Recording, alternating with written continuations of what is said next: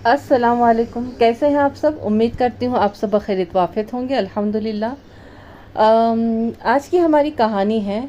कहानी से पहले आप लोग प्लीज़ सब्सक्राइब करिए, लाइक करिए और कमेंट्स लिखिए और शेयर भी करिए अपने दोस्तों को, अपने रिश्तेदारों को। ठीक है, आप लोग प्लीज़ कमेंट करिए और लाइक भी करिए। लाइक तो जब सुनना शुरू करें तभी कर दिया करें। हाँ, अब आ जाते हैं कहानी की तरफ। कहानी है आज फिर मलिक सफदर हयात साहब की अनोखा इंतकाम। तो जब इंसान अपने आप को सारी कायनात का बादशाह समझने लगता है, तब अल्लाह ताला उसके लिए कोई ऐसा शख्स भेज देता है जो उसको पूरी तरीके से तहस नहस कर दे या फिर उसको पूरी तरीके से मिटा दे। ऐसा अल्लाह ताला कहीं ना कहीं से इंतज़ाम कर ही देते हैं। और कुछ लोग जो होते हैं वो अपने आप को अब सबका बादशाह, सबका हाकिम समझने लगते हैं और इस तरीके से जुल्म करते हैं जो उनको नहीं करना चाहिए। जुल्म करना किसी भी तरीके से सही नहीं है। इंसान के अंदर जो घमंड होता है, जो तकब्बुर होता है, वो इंसान के लिए नहीं है। अल्लाह ताला मुतकब्बिर है, उसी पर ही किब्र है और उसी पर ही सजता है, हम इंसानों के लिए नहीं है।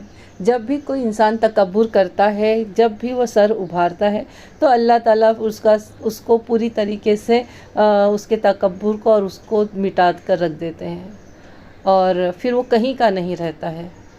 और जुल्म भी इतनी इंतहा वाला लोग करते हैं कि जिसकी कोई इंतहा ही नहीं होती, हद ही नहीं होती है।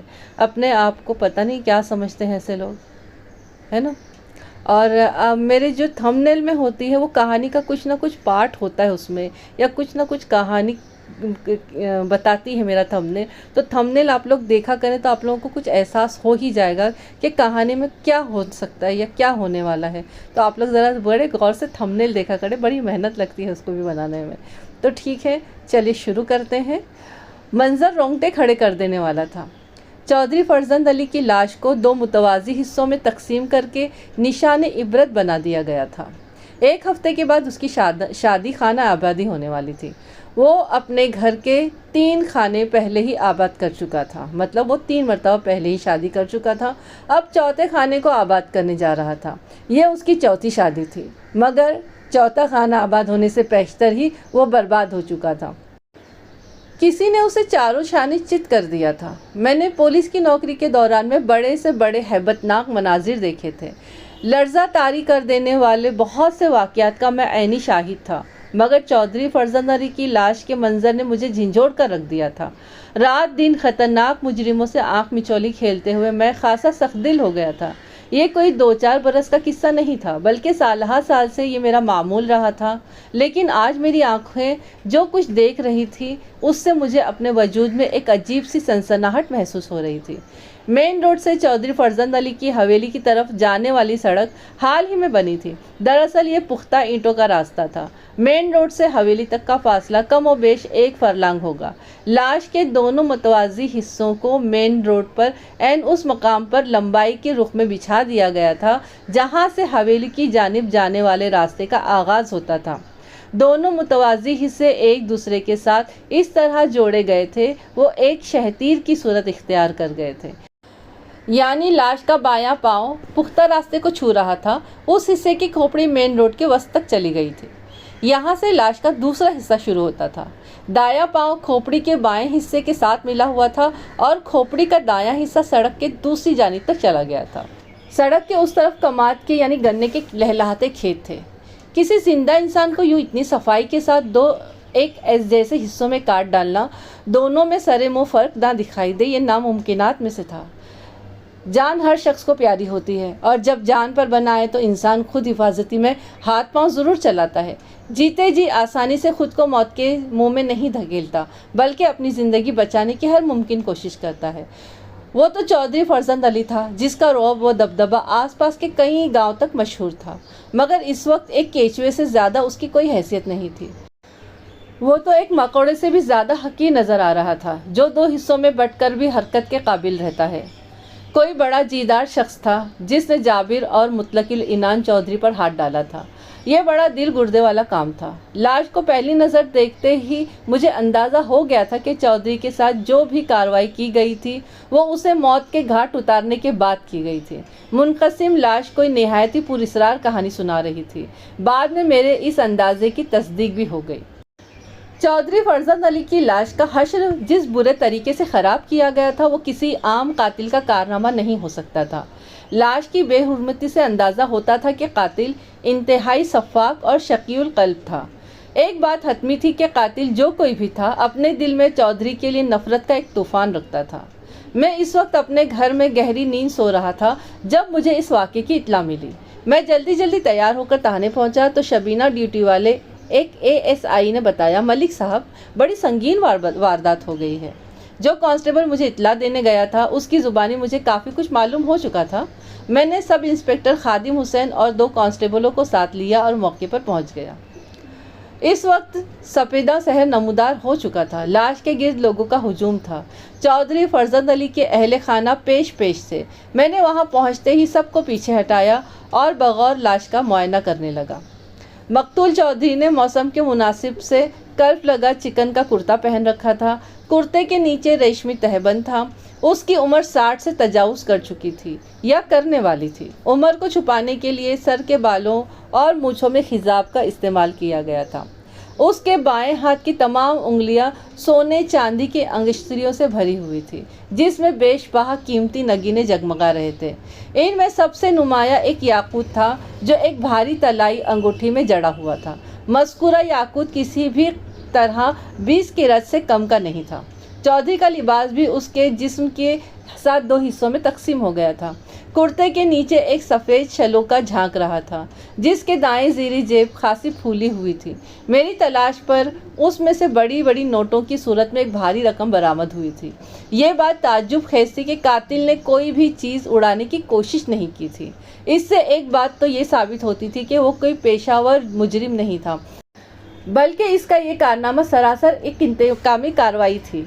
शलोकी की बाईं जानिब जेब में से एक तहशुदा पर्चा भी बरामद हुआ था जिस पर एक अजीब व गरीब नुस्खा तहरीर था।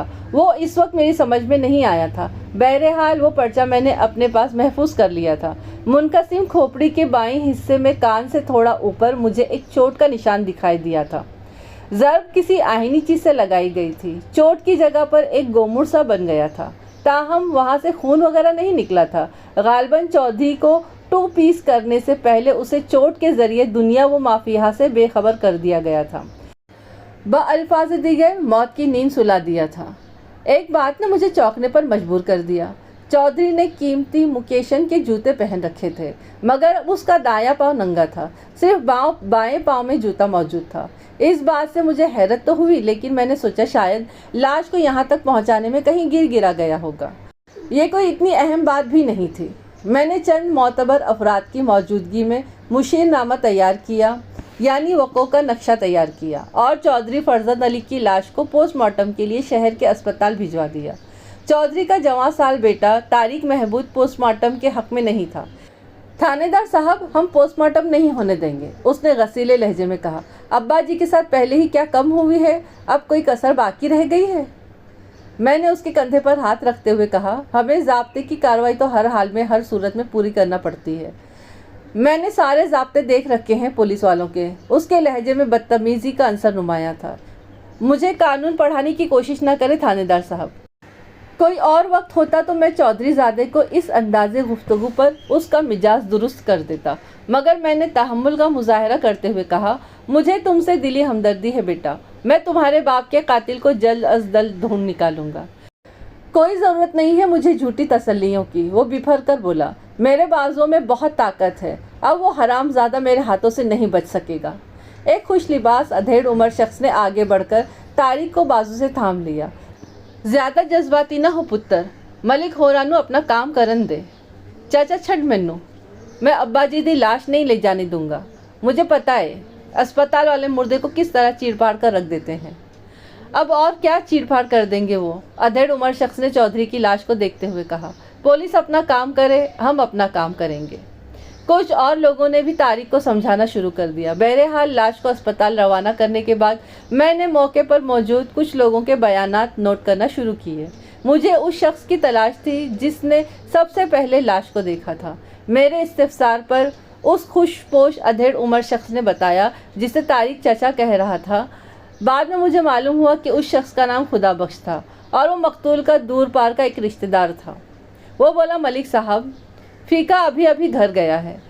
उसी ने हमें इस हादसे की इतला दी थी। उसका घर किधर है? खादिम हुसैन ने पूछा। चाचा खुदा बख्श ने कहा, ओ बादशाह, आप क्यों तकलीफ़ करते हो? फीके को घर से बुला लेते हैं। फिर उसने एक नौउम्र लड़के को इशारा से अपने पास बुलाकर कहा, ओए काका, नस के जा, अपने अब्बे को कह के फ़ौरन हवेली में आ जाए। उसके बाद मुझे मुखातिब करते हुए उसने कहा, मलिक साहब, आप भी हवेली में चलें, बाकी कार्रवाई वहीं चलकर करेंगे। उसकी तजवीज़ माकूल थी। मैंने कांस्टेबलों को वक़्वा पर छोड़ा और ख़ुद खादिम हुसैन के साथ हवेली का रुख किया। हवेली में एक कोहराम मचा हुआ था। हमें बैठक में बैठाया गया। अंदरूनी कमरे से रोने पीटने की आवाज़ें आ रही थी। थोड़ी ही देर में रफ़ीक उर्फ फ़ीका भी वहाँ पहुँच गया। वो लगभग 27-28 साल का एक सेहतमंद शख्स था। वो गांव का मोची था। उसने बताया कि वो फजर की अजान के साथ उठने का आदी है और मुंह अंधेरी ही अपने मवेशियों के चारे के लिए घर से निकल जाता है। आज जब वो बड़ी सड़क पर पहुंचा तो उसे वहाँ कोई चीज़ पड़ी हुई दिखाई दी। रात खासी तेज़ आंधी हुई थी। उसने सोचा शायद कोई दरख्त वगैरह गिर गया है, मगर करीब पहुंचकर उसके औसान खता हो गए। वो वहशतज़दा अंदाज में दौड़ते हुए वापस पलटा और लाश चीखता हुआ गांव में दाखिल हो गया। उस वक्त तक उसे मालूम नहीं था कि लाश चौधरी फरजंद अली की थी। वो खामोश हुआ तो मैंने पूछा, तुम उमूमन कितने बजे घर से निकलते हो? अजानों के फ़ौरन बाद जनाब। उसकी आवाज़ में खौफ झलक रहा था। खादिम हुसैन ने सख्त लहजे में कहा, ओए बंदे दे पुत्र, अजान के बाद तो लोग सीधे मस्जिद की तरफ जाते हैं। मैं भी कभी कभी नमाज पढ़ लेता हूँ जी। मैंने पूछा, तुम जब सड़क पर पहुँचे तो क्या देखा था तुमने वहाँ? कुछ न पूछे जनाब, मुझे तो बताते हुए भी खौफ महसूस हो रहा है। उसने झुरझुरी लेते हुए बताया, चौधरी साहब बड़ी बुरी हालत में पड़े हुए थे। मैं तो उन्हें देखते ही उल्टे कदमों वापस भाग आया था। तो तुमने लाश को देखते ही पहचान लिया था कि वो चौधरी साहब की लाश है? मैंने उसे घूरा। उस वक्त तो अच्छा खासा अंधेरा था। उसने सहमी हुई नज़रों से मुझे देखा, फिर डरे डरे लहजे में कहा, यह तो मुझे बाद में पता चला जी कि वो लाश चौधरी साहब की है। उस वक्त तो मुझे अपना कोई होश नहीं था। मुझे तो ये भी पता नहीं चला कि मैं किस तरह वापस पहुंचा था। तुमने लाश के नज़दीक कोई गैर मामूली हरकत नहीं नोट की थी? मैंने पूछा, मेरा मतलब है तुमने लाश के आसपास किसी को देखा था? मुझे याद नहीं जनाब, वो रोनी सूरत बनाकर बोला। मैं कुछ नहीं जानता। फीके मोची की बातों से मैंने अंदाज़ा लगा लिया था कि वो दरोगोई से काम नहीं ले रहा। गोया उसके साथ वक्त ज़ाय करने का कोई फ़ायदा नहीं था। मैंने 1-2 ज़मनी सवालात किए, उसके बाद उसे जाने दे दिया। ताज़ियत के लिए आने वाले लोगों से हवेली भरती जा रही थी। उनमें ऊंचे ऊंचे शमलों वाले कुछ अफराद भी शामिल थे जो यकीनन चौधरी फरजंद अली के अजीज़ व अकारिब थे। मैं मकतूल चौधरी की बेवाओं से भी मुलाकात का इरादा रखता था, मगर फ़िलहाल ऐसा होता नज़र नहीं आता था। ताहम मुझे फौरी तौर पर जो भी मालूमात हासिल हुई उनका खुलासा ये था, चौधरी फरजंद अली कल सुबह लायलपुर जाने के लिए घर से निकला था।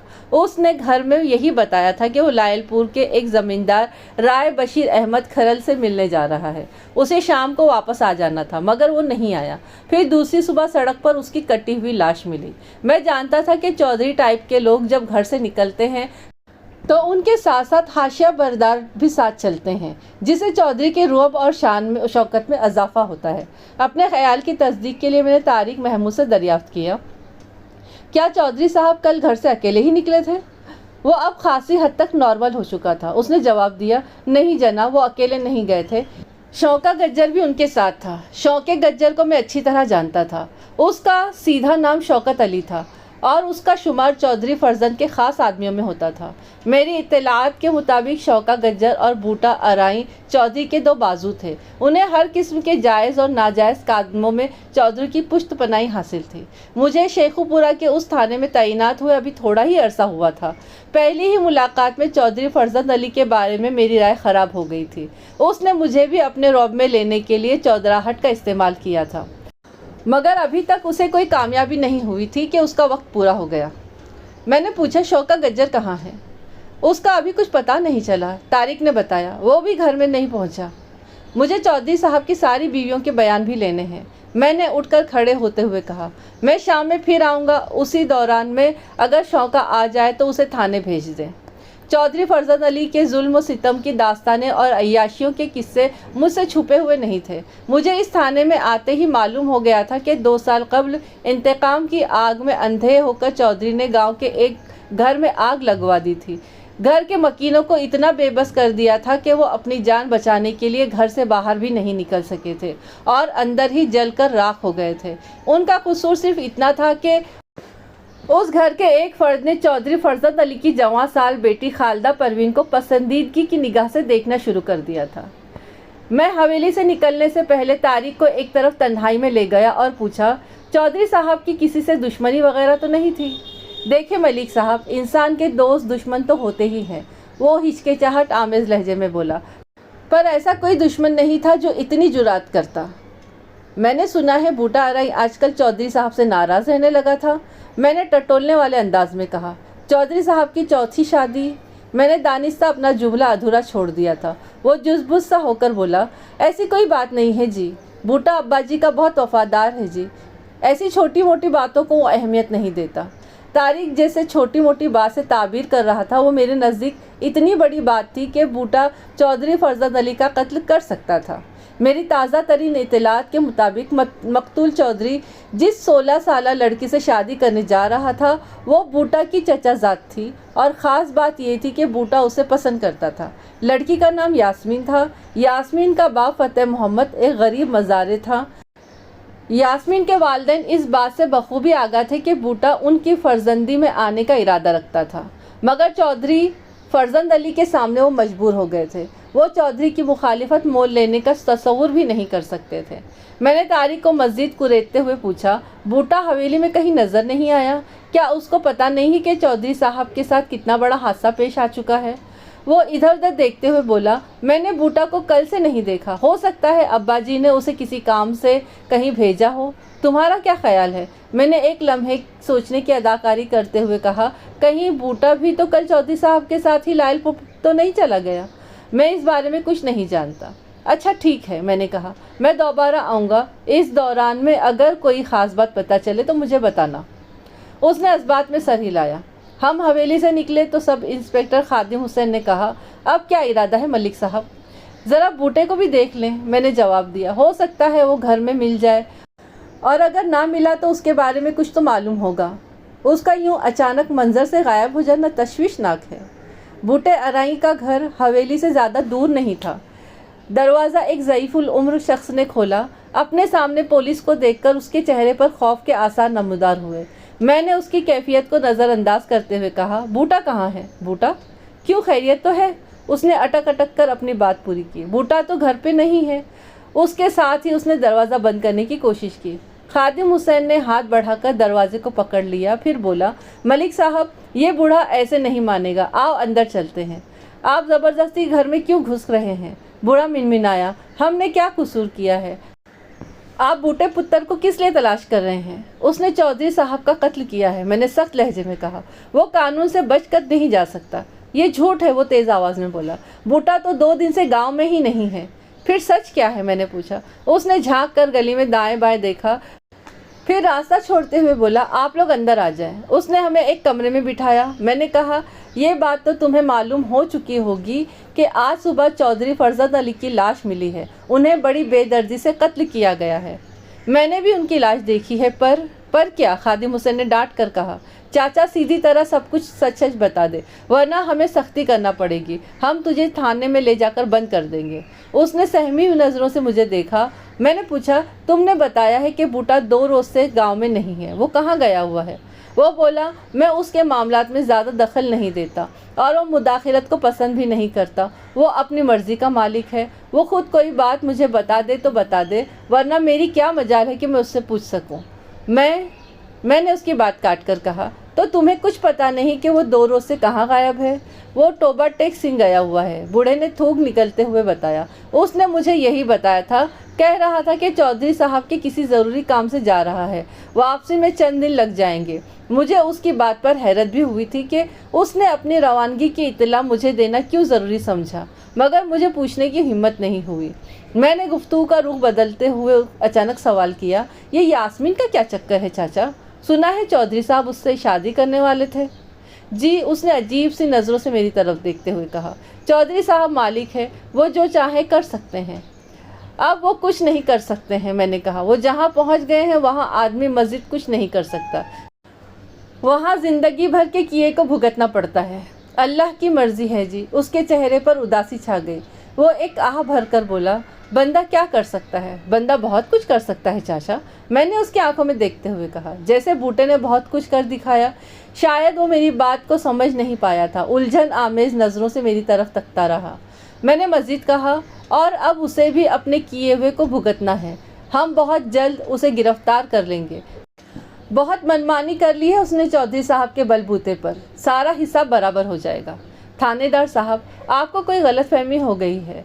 बूढ़े का अंदाज खुशामदाना था। मेरा बेटा चौधरी साहब का कत्ल नहीं कर सकता, वो तो उनका दाया बाजू था। भला बाजू भी कभी अपने वजूद पर वार कर सकता है? ये मोहब्बत बड़ी अजीब व गरीब शय है चाचा, आदमी को अंधा कर देती है। मैंने रूलर को हाथ पर मारते हुए कहा, मोहब्बत की आग में इंसान खुद तो जलता ही रहता है, लेकिन कभी कभी दूसरों को भी जलाकर खाकस्तर कर देता है। बूटे के बाप ने कहा, थानेदार साहब, बूटा यास्मीन को सिर्फ पसंद करता था, वो उसकी खातिर इतना संगीन कदम नहीं उठा सकता। मैंने उसकी आंखों में झांकते हुए चुपते हुए लहजे में सवाल किया, मुझे पता चला है कि चंद रोज़ कबल यास्मीन के मामले पर बूटा और मकतूल चौधरी के दरमियान खासी तर्क कलामी भी हो चुकी थी। मैंने अंधेरी में एक तीर छोड़ा था जो जाकर निशाने पे लगा। वो बोला, तर्क कलामी क्या होनी थी जी, वो तो चौधरी साहब ने उसे ऊंच नीच समझाई थी और बात बूटे की समझ में आ गई थी। उसके बाद तो सब ठीक हो गया था। वाकई सब ठीक हो गया था? मैंने उसे घूरते हुए कहा। बूटे ने सारा मामला फिट कर दिया। पता नहीं जी, आप कैसी बातें कर रहे हैं, सब पता चल जाएगा, ज़रा बूटे का सुराग तो मिलने दो। मैंने उठते हुए कहा, मैं शाम में फिर आऊँगा, कहीं आना जाना नहीं, गांव में ही रहना, क्या समझे? समझ गया जनाब, जो सरकार का हुक्म। हम बूटे की गली से बाहर निकले ही थे कि एक मखबूतुल हवास बूढ़ा अचानक मुझसे लिपट गया। बदबू का एक भपका मेरे नथनों से टकराया। मैंने पूरे जोर से उसे धक्का देकर खुद से जुदा किया। वो लड़खड़ाते हुए ज़मीन पर जा गिरा, फिर सुर्ख अंगारा आंखों से मुझे घूरने लगा। खादिम हुसैन ने आगे बढ़कर उसको एक ठुड्डा मारा। ओए, कौन हो तुम? मैंने देखा कि खादिम हुसैन के ठुड्डे का उस पर मुतलक असर नहीं हुआ। वो बदस्तूर मुझे घूर रहा था। इतनी देर में कुछ लोग हमारे इर्द गिर्द जमा हो गए। एक शख्स ने बताया, पागल है जी, इसका दिमाग काम नहीं करता। एक और की आवाज़ आई, थानेदार साहब, इसे कुछ न कहें, हमादड़ को अपना होश नहीं है, बड़े बोहड़ के नीचे दिन रात पड़ा रहता है, बहुत पहुंचा हुआ बंदा है जनाब। मेरे करीब खड़े हुए एक शख्स ने कहा, ख्वाह उसकी बद्दुआ न ले। उस दौरान वो उठकर खड़ा हो चुका था। उसने पांव तक एक लंबा सब्ज चोला पहन रखा था जिस पर जगह जगह पैबंद लगे हुए थे। उसके गले में कई मालाएं भी नजर आ रही थी। वो पांव से नंगा था। उसके पांव गैर मामूली तौर पर बड़े थे। फिर देखते ही देखते उसने खेतों की जानिब दौड़ लगा दी। दौड़ते हुए उसने दोनों हाथ आसमान की तरफ उठा रखे थे और आवाज़ बुलंद बोलता चला जा रहा था, पहले एक, फिर दो, दो और दो चार, अल्लाह की पड़ेगी मार, हक चार यार, हक चार यार, मलंग बाबा की बातें अल्लाह ही जाने। एक शख्स ने आसमान की तरफ निगाह उठाकर कहा, फिर इजाफा करते हुए कहा, अल्लाह की शान है, पता नहीं किस किस रंग में अपना जलवा दिखाता है। लोग आहिस्ता आहिस्ता छटने लगे। मैंने खादिम हुसैन से इस्तिफसार किया, इस बाबे के बारे में तुम्हारा क्या ख्याल है? मुझे तो कोई पागल लगता है, उसने जवाब दिया। जाहिल लोग खामखा मुख्तलिफ कहानियाँ घड़ लेते हैं। गांव देहातों में ऐसे बाबे बहुत मिल जाते हैं। मैंने जवाबन कोई तबसरा नहीं किया। हम एक टांगे में बैठकर उस जगह पहुंच गए जहां से चौधरी फरजंद अली की लाश मिली थी।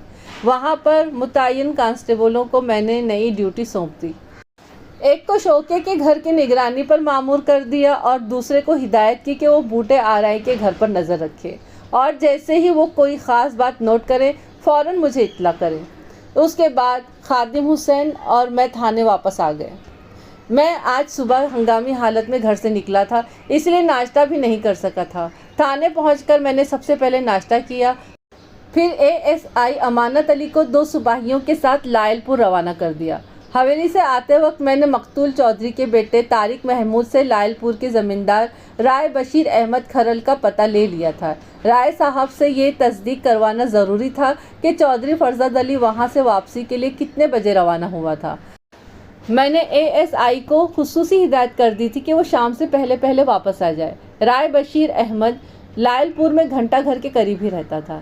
اس کیس کی مزید تفصیلات پہ جانے سے پہلے ضروری سمجھتا ہوں میں کہ آپ کے سامنے مقتول چودھری فرزاد علی کا مختصر تعارف پیش کر دوں تاکہ واقعات میں تسلسل رہے اور آپ کو کوئی الجھن محسوس نہ ہو۔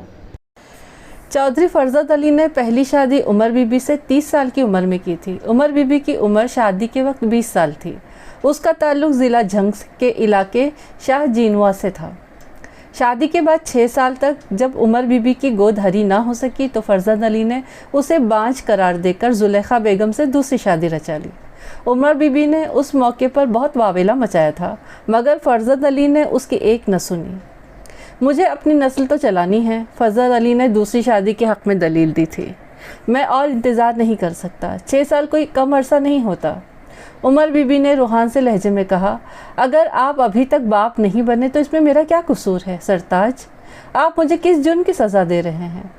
تمہاری زبان کچھ زیادہ ہی چلنے لگی ہے عمر بی بی، فرزاد علی نے سخت لہجے پہ کہا۔ تمہیں تو میرا احسان مند ہونا چاہیے کہ میں تمہیں اپنی زندگی سے نہیں نکال رہا ہوں اور تمہاری حیثیت ختم نہیں کر رہا ہوں، ورنہ اگر میں چاہوں تو تمہیں نہیں سرتاج، ایسی بات منہ سے نہ نکالے۔ عمر بی بی نے فرزاد علی کے ہونٹوں پر ہاتھ رکھے تھے اور کہا تھا، اگر آپ کو میری پرواہ نہیں ہے تو کوئی بات نہیں، مگر میں آپ سے جدائی برداشت نہیں کر سکوں گی۔ میں تو آپ کے بغیر زندگی کا تصور بھی نہیں کر سکتی۔ آپ چاہے میرے ساتھ جیسا بھی سلوک روا رکھیں، میری محبت میں کوئی فرق نہیں آئے گا۔ میں یہ سب کچھ اپنے نصیب کا لکھا سمجھ کر قبول کر لوں گی۔ اگرچہ فرزاد علی اور زلیخا کی شادی کی مخالفت عمر بی بی کے گھر والوں کے ساتھ ساتھ فرزاد علی کے خاندان والوں نے بھی کی تھی، مگر فرزاد علی نے ہر مخالفت کا مقابلہ بڑی ڈٹائی سے کیا تھا۔ وہ اپنے دفاع میں دوسری شادی کا جو جواز پیش کرتا تھا وہ بڑا ٹھوس اور ناقابل تردید تھا۔ ہر شخص کو یہ حق ہے کہ وہ اپنی نسل کو آگے بڑھائے۔ زلیخا بیگم نے اوپر تلے 3 لڑکیاں پیدا کی۔ 4 سال بعد ہی فرزاد علی تیسری شادی کے لیے پر تولنے لگا۔ میں تو بانجھ نہیں ہوں چودھری صاحب، زلیخا بیگم فرزاد علی کو چودھری صاحب کہہ کر مخاطب کیا کرتی تھی۔ ماشاءاللہ میری چاند سی 3 بیٹیاں ہیں، آپ کو کس چیز کی کمی ہے؟ بھلیے لوگ کے دھیاں تو پرایا دھن ہوتی ہیں، فرزاد علی نے نرم لہجے میں کہا۔ یہ سدا ہمارے ساتھ تو نہیں رہ سکتی نا، ایک دن یہ اپنے گھر کی ہو جائیں گی۔ آپ اتنے نا امید کیوں ہوتے ہیں؟ زلیخا بیگم نے سمجھانے والے انداز میں کہا۔ 3 لڑکیاں پیدا ہو جانے کا مطلب یہ تو نہیں کہ اب آئندہ بھی لڑکیاں ہی ہوں گی۔ اللہ خیر کرے، اگلے سال ہمارے گھر میں لڑکا بھی تو آ سکتا ہے۔ کہتی تو تم ٹھیک ہی ہو، فرزاد علی نے کچھ سوچتے ہوئے کہا۔ چلو میں 1 سال کا اور انتظار کر لیتا ہوں، اور اگر اب بھی ہمارے گھر میں لڑکی، زلیخا نے قطع کلامی کرتے ہوئے کہا، بیٹیاں اللہ کی رحمت ہوتی ہے، لیکن مجھے تو اپنی نسل چلانے کے لیے اولاد نرینہ درکار ہے، فرزاد علی نے بدستور نرم لہجے میں کہا۔ اگلے سال بیٹا آنا چاہیے، انشاءاللہ بیٹا ہی آئے گا، زلیخا نے پر امید لہجے میں کہا۔ عمر بی بی کی بنسبت زلیخا سے فرزاد علی کا رویہ خاصا مختلف تھا۔ شاید اس کی وجہ یہی ہو کہ زلیخا نے اسے باپ بنا دیا تھا، مگر وہ پوری طرح مطمئن اب بھی نہیں تھا۔ وہ مطمئن ہوتا بھی کیسے؟ نئی سے نئی عورتیں اس کی کمزوری تھی۔ عورت کا حصول اس کے لیے کوئی مسئلہ تو نہیں تھا، اس کی غیر نصابی سرگرمیاں تو 12 مہینے جاری رہتی تھیں، مگر اپنی چوداہت کا بھرم قائم رکھنا بھی ضروری تھا۔ دوسروں کی نظروں میں خود کو معزز ثابت کرنے کے لیے یہ بات بہت اہم تھی کہ چودھری صاحب صرف اپنی ازواج تک ہی محدود رہے۔ عمر بی بی نے دل پر پتھر رکھ لیا تھا، بڑی ہونے کے ناطے حویلی کا سارا انتظام و انصرام انہی کے ہاتھ میں تھا، لہٰذا زلیخا کو دی ہوئی مدت گزر گئی مگر کچھ بھی نہ ہوا، نہ لڑکا اور نہ ہی لڑکی۔ پھر 1 اور سال گزر گیا، یہ سال بھی خالی گیا۔ زلیخا رات دن پریشان رہنے لگی تھی، اسے ہر وقت دھڑکا لگا رہتا تھا फिर एक रात फरजंद अली ने उसके सर पर बम फोड़ ही दिया। मैंने तुम्हारी बात रख ली, एक छोड़ो 2 साल तक इंतज़ार कर लिया, फरजंद अली ने गैर जज्बाती लहजे में कहा। अब तुम भी अपना वादा पूरा करो। मैं मरने से पहले अपनी नस्ल की बुनियाद रख कर जाना चाहता हूँ। अल्लाह खैर करे, आपको मेरी उम्र भी लग जाए चौधरी साहब। जुलेखा ने तशवीशनाक अंदाज में दिल थाम लिया। आप ऐसी बातें क्यों कर रहे हैं? फरजंद अली ने कहा, मैं 42 साल का हो चुका हूँ, अब और कितना जीऊँगा? फिर आदमी सदा जवान तो नहीं रहता है ना, बुढ़ापा बड़ी जालिम चीज़ होती है। मरे आपके दुश्मन, जुलेखा ने तसल्ली आमेज लहजे में कहा, और अब बुढ़ापा आपसे कौसों दूर है चौधरी साहब। जुलेखा के मायनी खेज अंदाज पर फरजंद अली ने मूछों पर ताव देते हुए कहा, तुम तो मेरे दिल की मलका हो। इतने अरसे में तुमने देख ही लिया है कि उमर बीबी को मैं इतनी अहमियत नहीं देता हूँ। मेरी सारी तवज्जो तुम पर ही मरकूज रहती है। आने वाली भी तुम्हारी नौकरानी ही बनकर रहेगी। मुझे किसी नई नौकरानी का कोई शौक़ नहीं है, जुलेखा ने मीठी नाराज़गी से कहा। हवेली में नौकरानियों की क्या कमी है? मैं तो आपकी नौकरानी बनकर ही रहना चाहती हूँ। फरजंद अली ने उसका दिल बहलाने की खातिर कहा, तुम नौकरानी नहीं रानी हो, मेरे दिल पर राज करोगी।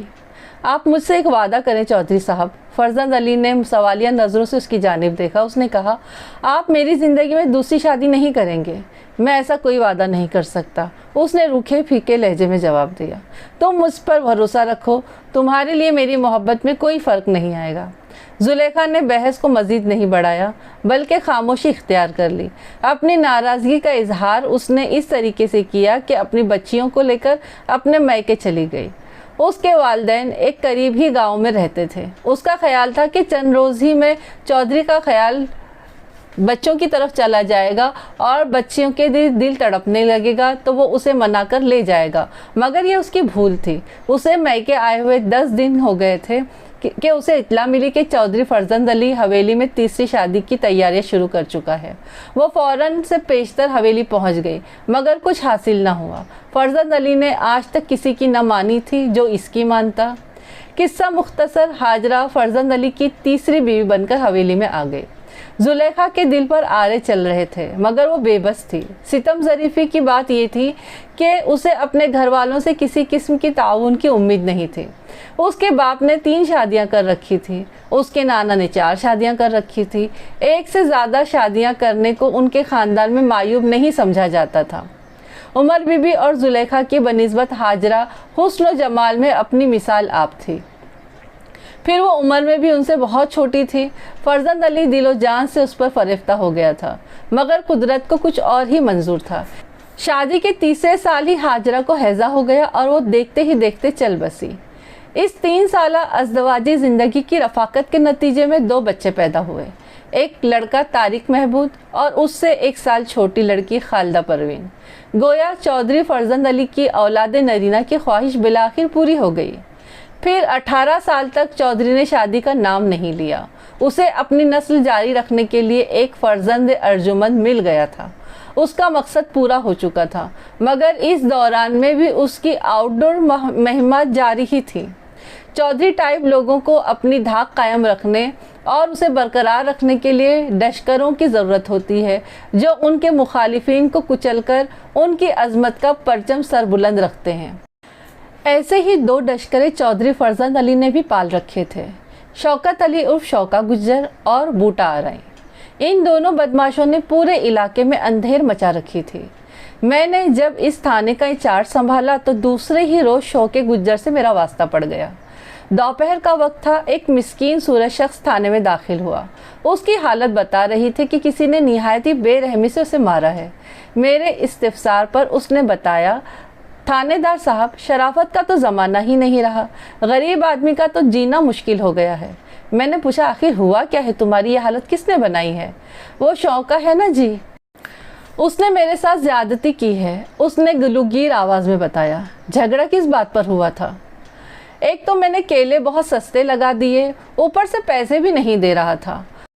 वो चेहरे के जख्मों पर हाथ फेरते हुए बोला। मैंने देखा उसकी दाईं आंख के नीचे से लहू रिस रहा था। میرے استفسار پر اس نے تفصیل بتاتے ہوئے کہا، میں نے اس کی مرضی کے پیسے لگا دیے تھے، حالانکہ یہ قیمت میری خرید سے بھی کم تھی، پر کیا کریں جی، ان گنڈوں بدماشوں کے شر سے محفوظ رہنے کے لیے ہمیں کبھی کبھی اپنا نقصان بھی کرنا پڑتا ہے۔ اس سرکاری سانڈ نے 2 درجن کیلے منٹوں میں صاف کر دیے اور پیسے دیے بغیر چل دیا۔ میں اس کے پیچھے لپکا اور پیسوں کا تقاضا کیا تو اس نے میرے ساتھ جھگڑا شروع کر دیا۔ میں اپنے موقف پر ڈٹا رہا تو اس نے مجھے مارنا شروع کر دیا اور مار کر میرا حشر خراب کر دیا۔ میں طاقت میں اس کا مقابلہ نہیں کر سکتا تھا، اسی لیے پیٹتا رہا اور اب آپ کے سامنے آیا ہوں۔ آپ کیسے قانون کے رکھوالے ہیں کہ آپ کی موجودگی میں ان کنٹٹے بدماشوں نے آفت مچا رکھی ہے۔ آخری الفاظ ادا کرتے ہوئے اس کی آنکھوں میں آنسو اتر آئے تھے۔ کیا نام ہے تمہارا؟ میں نے اس کے خاموش ہو جانے پر پوچھا۔ کہاں پر کیلے بیچتے ہو؟ وہ آنسو پوچھتے ہوئے بولا، میرا نام رمضان ہے جی، آٹے والی چکی کے پاس پھل فروٹ بیچتا ہوں۔ اچھا ٹھیک ہے، تم جا کر باہر برآمدے میں بیٹھو، میں نے اس سے کہا۔ شوق گجر کی زیادتیوں کی داستانیں میرے کانوں تک پہنچتی رہتی تھی، مگر ابھی تک مجھے اس پر ہاتھ ڈالنے کا کوئی مناسب موقع نہیں ملا تھا۔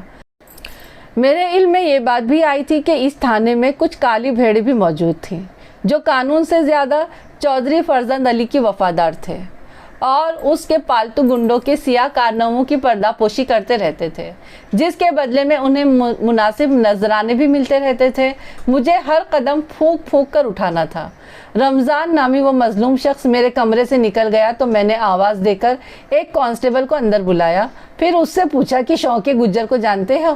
اس نے متذبذب نظروں سے مجھے دیکھا، پھر بتایا، جی ملک صاحب، شوقہ یہاں کا بہت مشہور شخص ہے، اسے فوراً پکڑ کر میرے پاس لے آؤ، میں نے تحکمانہ لہجے میں کہا۔ خیر تو ہے ملک صاحب؟ وہ پرتشویش انداز میں بولا۔ کیا شوقے نے کوئی واردات کر دی ہے؟ میں نے ڈانٹ کر کہا، تم سے جو کہا جا رہا ہے وہی کرو، میں ابھی اور اسی وقت شوقے کو اپنے سامنے کھڑا دیکھنا چاہتا ہوں۔ یس سر، کانسٹیبل نے سیلیوٹ مارا اور کمرے سے نکل گیا۔ 10 منٹ کے بعد وہ پھر میرے پاس موجود تھا۔ اس مرتبہ اس کے ساتھ ایک کوتا قد شخص بھی موجود تھا۔ وہ اپنے جسے سے کسی گینڈے کی طرح مضبوط دکھائی دیتا تھا۔ اس کے چہرے کو دیکھتے ہی اندازہ ہو جاتا تھا کہ وہ ایک ظالم اور جابر شخص ہے اور وہ بہت سفاک ہے۔ اپنے حلیے کے برعکس اس وقت وہ میرے سامنے بھیگی بلی بنا کھڑا تھا۔ کانسٹیبل نے ایک بار پھر سیلیوٹ مارا۔ بندہ حاضر ہے سر۔ میں نے محسوس کیا کہ کانسٹیبل خاصا گھبرایا ہوا دکھائی دے رہا تھا۔ وہ چور نظروں سے شوق گجر کو بھی دیکھ رہا تھا۔ میں نے کہا، برآمدے میں جو شخص بیٹھا ہوا ہے اسے اندر لے آؤ۔ وہ فریادی کو لے کر اندر آیا، پھر دوسرے ہی لمحے واپس جانے لگا۔ میں سمجھ رہا تھا کہ وہ شوقے کا سامنا کرنے سے بچ رہا تھا۔ میں نے فوراً اپنے ذہن میں موجود کالی بھیڑوں کی لسٹ میں اس کا نام بھی درج کر لیا اور پھر بآواز بلند کہا، کانسٹیبل سلطان کو فوراً اندر بھیجو۔ سلطان ایک ہٹا کھٹا جلاد صورت کانسٹیبل تھا اور میرے تھانے کا سب سے زیادہ مہمان نواز سپاہی واقع ہوا تھا۔ وہ مہمانوں کی آؤ بھگت ایسے شاندار طریقے سے کرتا تھا کہ ان کے حلق سے برآمد ہونے والی سریلی آوازوں سے سماعت کی تسکین ہو جاتی تھی۔ سلطان آ کر شوقے گجر کے پیچھے کھڑا ہو گیا تو میں نے شوقے سے پوچھا، تم نے بہت تھر تھلی مچا رکھی ہے اس علاقے میں؟ وہ دونوں ہاتھ جوڑتے ہوئے نہایت ہی پرسکون لہجے میں بولا، آپ کو کسی نے میرے خلاف بھڑکا دیا ہے سرکار، میں تو بہت سیدھا سادہ سا آدمی ہوں۔ اوے جلیبی کی طرح سیدھے، ہم تمہیں اچھی طرح جانتے ہیں، سلطان نے ایک تھپڑ رسید کرتے ہوئے کہا۔ ملک صاحب جو پوچھ رہے ہیں اس کا سیدھا سادہ جواب دو۔ جتنا جی چاہے مار لیں سرکار، اس کے اطمینان میں کوئی فرق نہیں آیا تھا۔ ایسی مارے بندے نے بہت کھائی ہیں۔ میں نے گھور کر اسے دیکھا، پھر رمضان کی طرف اشارہ کرتے ہوئے رعبدار لہجے میں پوچھا، اس غریب نے تمہارا کیا بگاڑا تھا؟ تم نے اس کے ساتھ کیوں زیادتی کی؟ رب دی سو، میں نے اسے کچھ نہیں کہا۔ اس نے حقارت آمیز نظروں سے رمضان کو دیکھا۔ اس نے تو مجھے گریبان سے پکڑ لیا تھا، میں نے گریبان چھڑانے کے لیے زور لگایا تو یہ نیچے گر گیا۔ سلطان نے پیچھے سے ایک زوردار دھکا دیا مگر اس پر کوئی خاطر خواہ اثر نہیں ہوا۔ میں نے غصے میں اسے ایک رولر رسید کرتے ہوئے کہا، ایک تو تم اس غریب کے درجنوں کیلے ڈکار گئے، پیسے بھی نہیں دیے، اوپر سے اس کو مارا بھی، تمہیں شرم نہیں آتی بے بس اور لاچار لوگوں پر ظلم کرتے ہوئے؟ वो ढिठाई से बोला, माई बाप, मैंने पैसे देने से इनकार तो नहीं किया था, वो तो मेरे पास खुले पैसे नहीं थे। मैंने उससे कहा भी था कि शाम को दे दूंगा, मगर उसने मुझे गिरेबान से पकड़ लिया। ये झूठ बोलता है जनाब, अचानक रमज़ान ने फरियादी लहजे में कहा। उसने सिरे से पैसे देने से इनकार कर दिया था। पैसे तो इसका बाप भी देगा चाचा। सुल्तान ने एक ज़ोरदार ठुड्डा शौके की पिंडली पर रसीद किया। उसने दांत कचकचाकर तकलीफ की शिद्दत को बर्दाश्त किया, मगर सदाए एहतजाज बुलंद नहीं की। सुल्तान ने मेरी तरफ देखते हुए पूछा, मलिक साहब, अगर आप इजाज़त दें तो मेहमान को ड्राइंग रूम में ले जाऊं? थोड़ी बहुत खातिर मदारत तो होनी चाहिए इसकी। उसी वक्त चौधरी फरजंद अली बनफ से नफीस दंदनाता हुआ वहाँ पहुँच गया। मलिक साहब, बड़ी कार्रवाइयाँ डाल रखी हैं आपने, वो तन से लबरेज लहजे में बोला। शौके ने क्या कोई कत्ल शत्ल कर दिया है जो आपने उसे पकड़ रखा है? मुझे उसका अंदाज इंतहाई नागवार गुजरा था, ताहम मैंने तहम्मुल का मुजाहरा करते हुए कहा, चौधरी साहब, हम अपने काम को ज़्यादा बेहतर तौर पर जानते हैं। खैर से आप सुनाएं, आपकी तशरीफ़ आवरी किस सिलसिले में हुई है? वो मूँछों पर ताव देते हुए रऊनत आमेज़ लहजे में बोला, मुझे पता चला था आपने शौके को खौमख्वाह ही बंद कर दिया है। अगर ज़रूरत पड़ी तो बंद भी कर देंगे चौधरी साहब, मैंने उखड़े हुए अंदाज में कहा। हम खौमख्वाह कुछ नहीं करते। शौके ने इस शख्स के साथ बहुत ज़्यादती की है। मैंने रमज़ान की जानिब इशारा किया। चौधरी ने आंखों ही आंखों में शौके से खामोश गुफ्तगू की। वो कैंचली बदलते हुए बोला, चौधरी साहब, मैं तो थानेदार साहब से कह भी रहा था कि रमज़ान चाचे के पैसे मैं अभी दे देता हूँ। मैं तो उससे माफ़ी मांगने को भी तैयार हूँ, मगर थानेदार साहब ने मेरी बात सुनी ही नहीं। शौके के चेहरे पर तारी यतीमियत के तासुरात को देखकर मुझे ज़रा भी हैरत नहीं हुई। चौधरी ने मुझे मुखातिब करते हुए कहा, जाने दे मलिक साहब, मैं इस शख्स का नुकसान पूरा करा देता हूँ, आप शौके को छोड़ दें। ये तो अब यूं ही नहीं छूटेगा चौधरी साहब, मैंने कहा। उसके खिलाफ कार्रवाई तो होगी। वो अपनी असलियत पर उतर आया। शौका मेरा बंदा है, उसने तपे हुए लहजे में कहा। इसके खिलाफ कार्रवाई आपको बहुत महंगी पड़ेगी। महंगी सस्ती का फैसला तो बाद में हो ही जाएगा चौधरी साहब, मैंने सख्त लहजे में कहा। यह थाना है और मैं यहाँ का इंचार्ज हूँ। आप कानूनी मामलात में मुदाखलत ना करें तो बेहतर है, वरना आपके खिलाफ भी कानूनी चाराजोई की जा सकती है। मेरे अल्फाज ने सनसनाती हुई गोली का काम किया। वो बिफरे हुए लहजे में बोला, मलिक साहब, आपका तबादला भी हो सकता है, मेरी पहुँच बहुत ऊपर तक है। मैंने भी उसी लहजे में जवाब दिया, ऊपर का मामला ऊपर वाला जाने, आप किसी और को जाकर धमकाएं। मेरा नाम मलिक सफदर हयात है। मैंने आप जैसे बहुत से चौधरियों को नट डाली है माजी में। वो गुस्से को जब्त करते हुए जहरीले लहजे में बोला, आप जैसे कई थानेदार आए और कई चले गए। आपको चौधरी फरजंद अली की ताकत का अंदाज़ा नहीं है। इस थाने में रहने के लिए मेरी खुशनुदी ज़रूरी है। मेरे आला हुक्काम मेरी कारकर्दगी से मुतमईन और खुश हैं। मैंने उसकी आंखों में आंखें डालते हुए कहा, आप जैसे चौधरियों को मैं जेब में डाले फिरता हूँ। उसका गुस्सा सातवें आसमान पर जा पहुँचा। हुर्राकर बोला, शौके को छोड़ दे वरना अच्छा नहीं होगा। मैं पहली ही पेशी पर इसे छुड़वा लूँगा। अदालत से छुड़वा सकते हैं तो छुड़ा लेना, मैंने तुर्की ब तुर्की जवाब दिया। यहाँ से तो नहीं छूटेगा तुम्हारा ये बंदा। वो थोड़ी देर तक खूंखार नज़रों से मुझे घूरता रहा, फिर पाँव पटकता हुआ वहाँ से चला गया।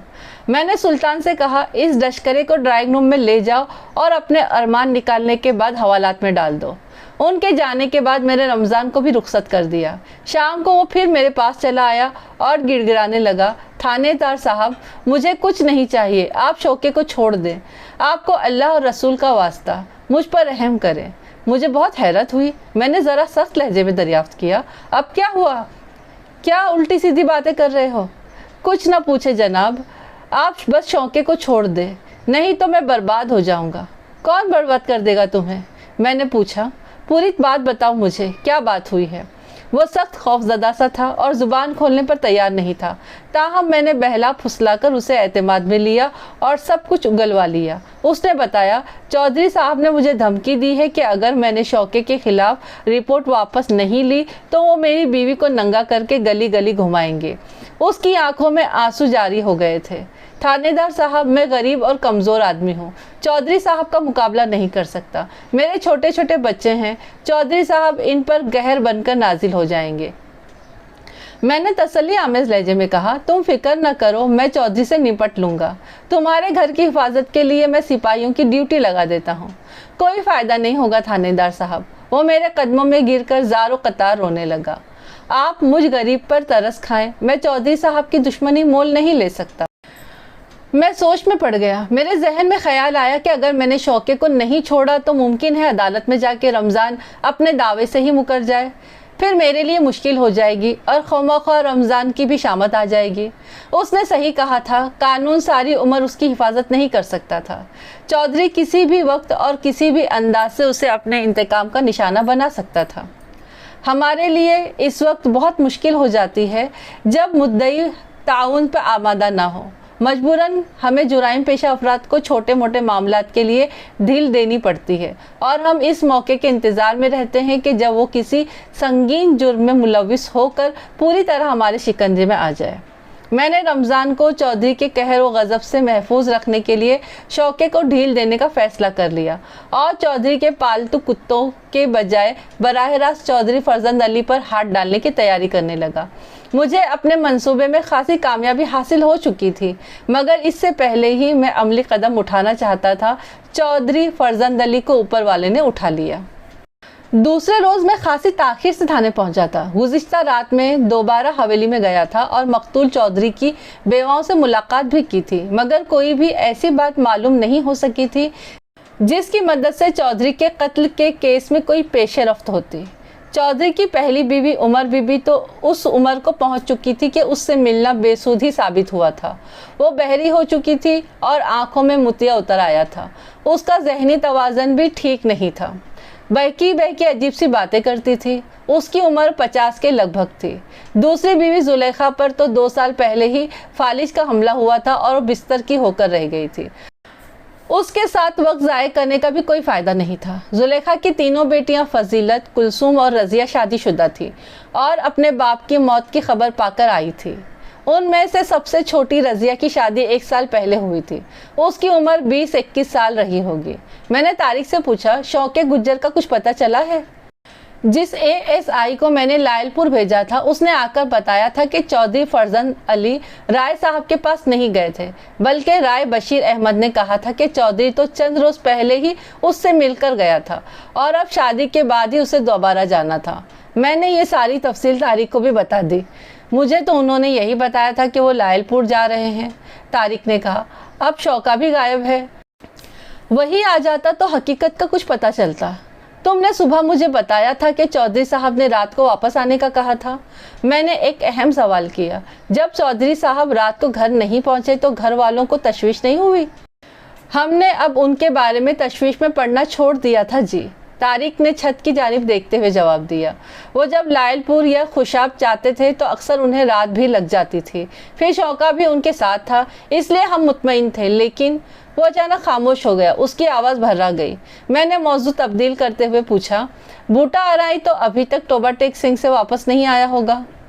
اس نے چونک کر میری جانب دیکھا۔ آپ کو کس نے بتایا کہ وہ توبہ ٹیک سنگھ گیا ہوا ہے؟ اس کے باپ نے، میں نے جواب دیا۔ میں صبح اس سے بھی ملا تھا، بوٹا اسے یہی بتا کر گیا ہے کہ وہ چودھری صاحب کے کسی ضروری کام سے توبہ ٹیک سنگھ جا رہا ہے۔ اس کا باپ ابھی تھوڑی دیر پہلے ہی یہاں سے گیا ہے، طارق نے جواب دیا۔ وہ بھی بوٹے کے لیے فکر مند دکھائی دے رہا ہے۔ اسے بھی یقین نہیں تھا کہ بوٹے نے اس سے سچ کہا ہوگا کہ وہ توبہ ٹیک سنگھ جا رہا ہے۔ اتنی دیر میں کسی نے آ کر بتایا کہ پولیس شوقے گجر کو پکڑ کر حویلی کی طرف لا رہی ہے۔ میں اور طارق ایک ساتھ باہر کی جانب لپکے۔ میں نے دیکھا شوقہ 2 سپاہیوں کے آگے آگے چلتے ہوئے حویلی کے قریب پہنچ چکا تھا۔ یہ دونوں وہی سپاہی تھے جنہیں میں نے شوقے اور بوٹے کی نگرانی پر متعین کر رکھا تھا۔ شوقے کی نگرانی پر مامور سپاہی نے مجھے دیکھتے ہی کہا، ملک صاحب، میں تو اسے لے کر تھانے کی طرف جا رہا تھا، راستے میں مجھے پتا چلا کہ آپ یہاں ہیں تو سیدھا یہیں چلا آیا۔ شوقہ ابھی گھر آیا ہے۔ میں نے دوسرے سپاہی کو گھورتے ہوئے کہا، تم یہاں کیسے نظر آ رہے ہو؟ تمہاری ڈیوٹی تو میں نے بوٹے کے گھر پر لگائی تھی۔ اس جوان سال سپاہی کا نام جبرو تھا۔ وہ اپنی صفائی پیش کرتے ہوئے بولا، سر جی، یہ شوقہ بہت شور مچا رہا تھا، طفیل کے قابو میں نہیں آ رہا تھا۔ طفیل اس کانسٹیبل کا نام تھا جس نے شوقے کو پکڑا تھا۔ جب یہ لوگ بوٹے کی گلی کے پاس سے گزرے تو میں بھی ان کے ساتھ ہو گیا۔ شوقے گجر سے دوسری بار میرا آمنا سامنا ہو رہا تھا، مگر اس وقت مجھے شوقے میں وہ اکڑ اور اعتماد نہیں دکھائی دیا جو پہلی مرتبہ میں نظر آیا تھا۔ اسے بھی چودھری فرزند علی کی موت کا پتہ چل چکا تھا اور اس کے ساتھ ہی اس کی ساری اکرفوں غائب ہو چکی تھی۔ شوکے تم تو ابا جی کے ساتھ لائل پور گئے تھے؟ طارق نے غصیلے لہجے میں اس سے پوچھا۔ پھر ان کے ساتھ یہ کیا ہو گیا؟ تم کہاں مر گئے تھے؟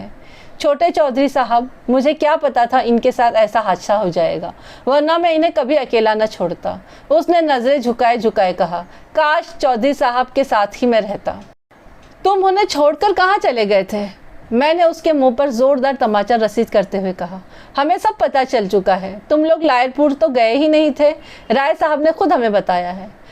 ہم تو جڑاوالا گئے تھے جناب، اس نے میری طرف دیکھتے ہوئے بتایا۔ لائل پور جانے کا ہمارا تو کوئی پروگرام ہی نہیں تھا۔ میں نے رولر سے اس کے سر کو بجایا، پھر درست لہجے میں سوال کیا، جڑاوالا کس لیے گئے تھے اور کس کام سے گئے تھے اور کس کے پاس گئے تھے؟ وہ جی کیا وہ جی لگا رکھی ہے؟ جبرو نے اس کی کمر پر ایک زوردار لات ماری۔ ہم کوئی تمہاری بیبے کے نوکر ہیں جو تیری راہ دیکھ رہے ہیں؟ جبرو کی لات کھانے کے بعد وہ منہ کے بل زمین پر جا گرا۔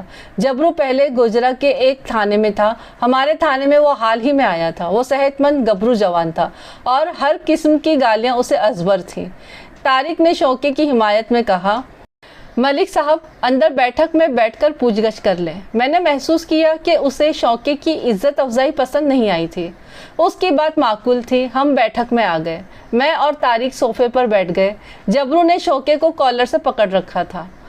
اس نے کالر چھوڑ کر اس کی گردن پر ہاتھ جمایا، پھر کہا، ملک صاحب جو پوچھ رہے ہیں اس کا صحیح جواب دو۔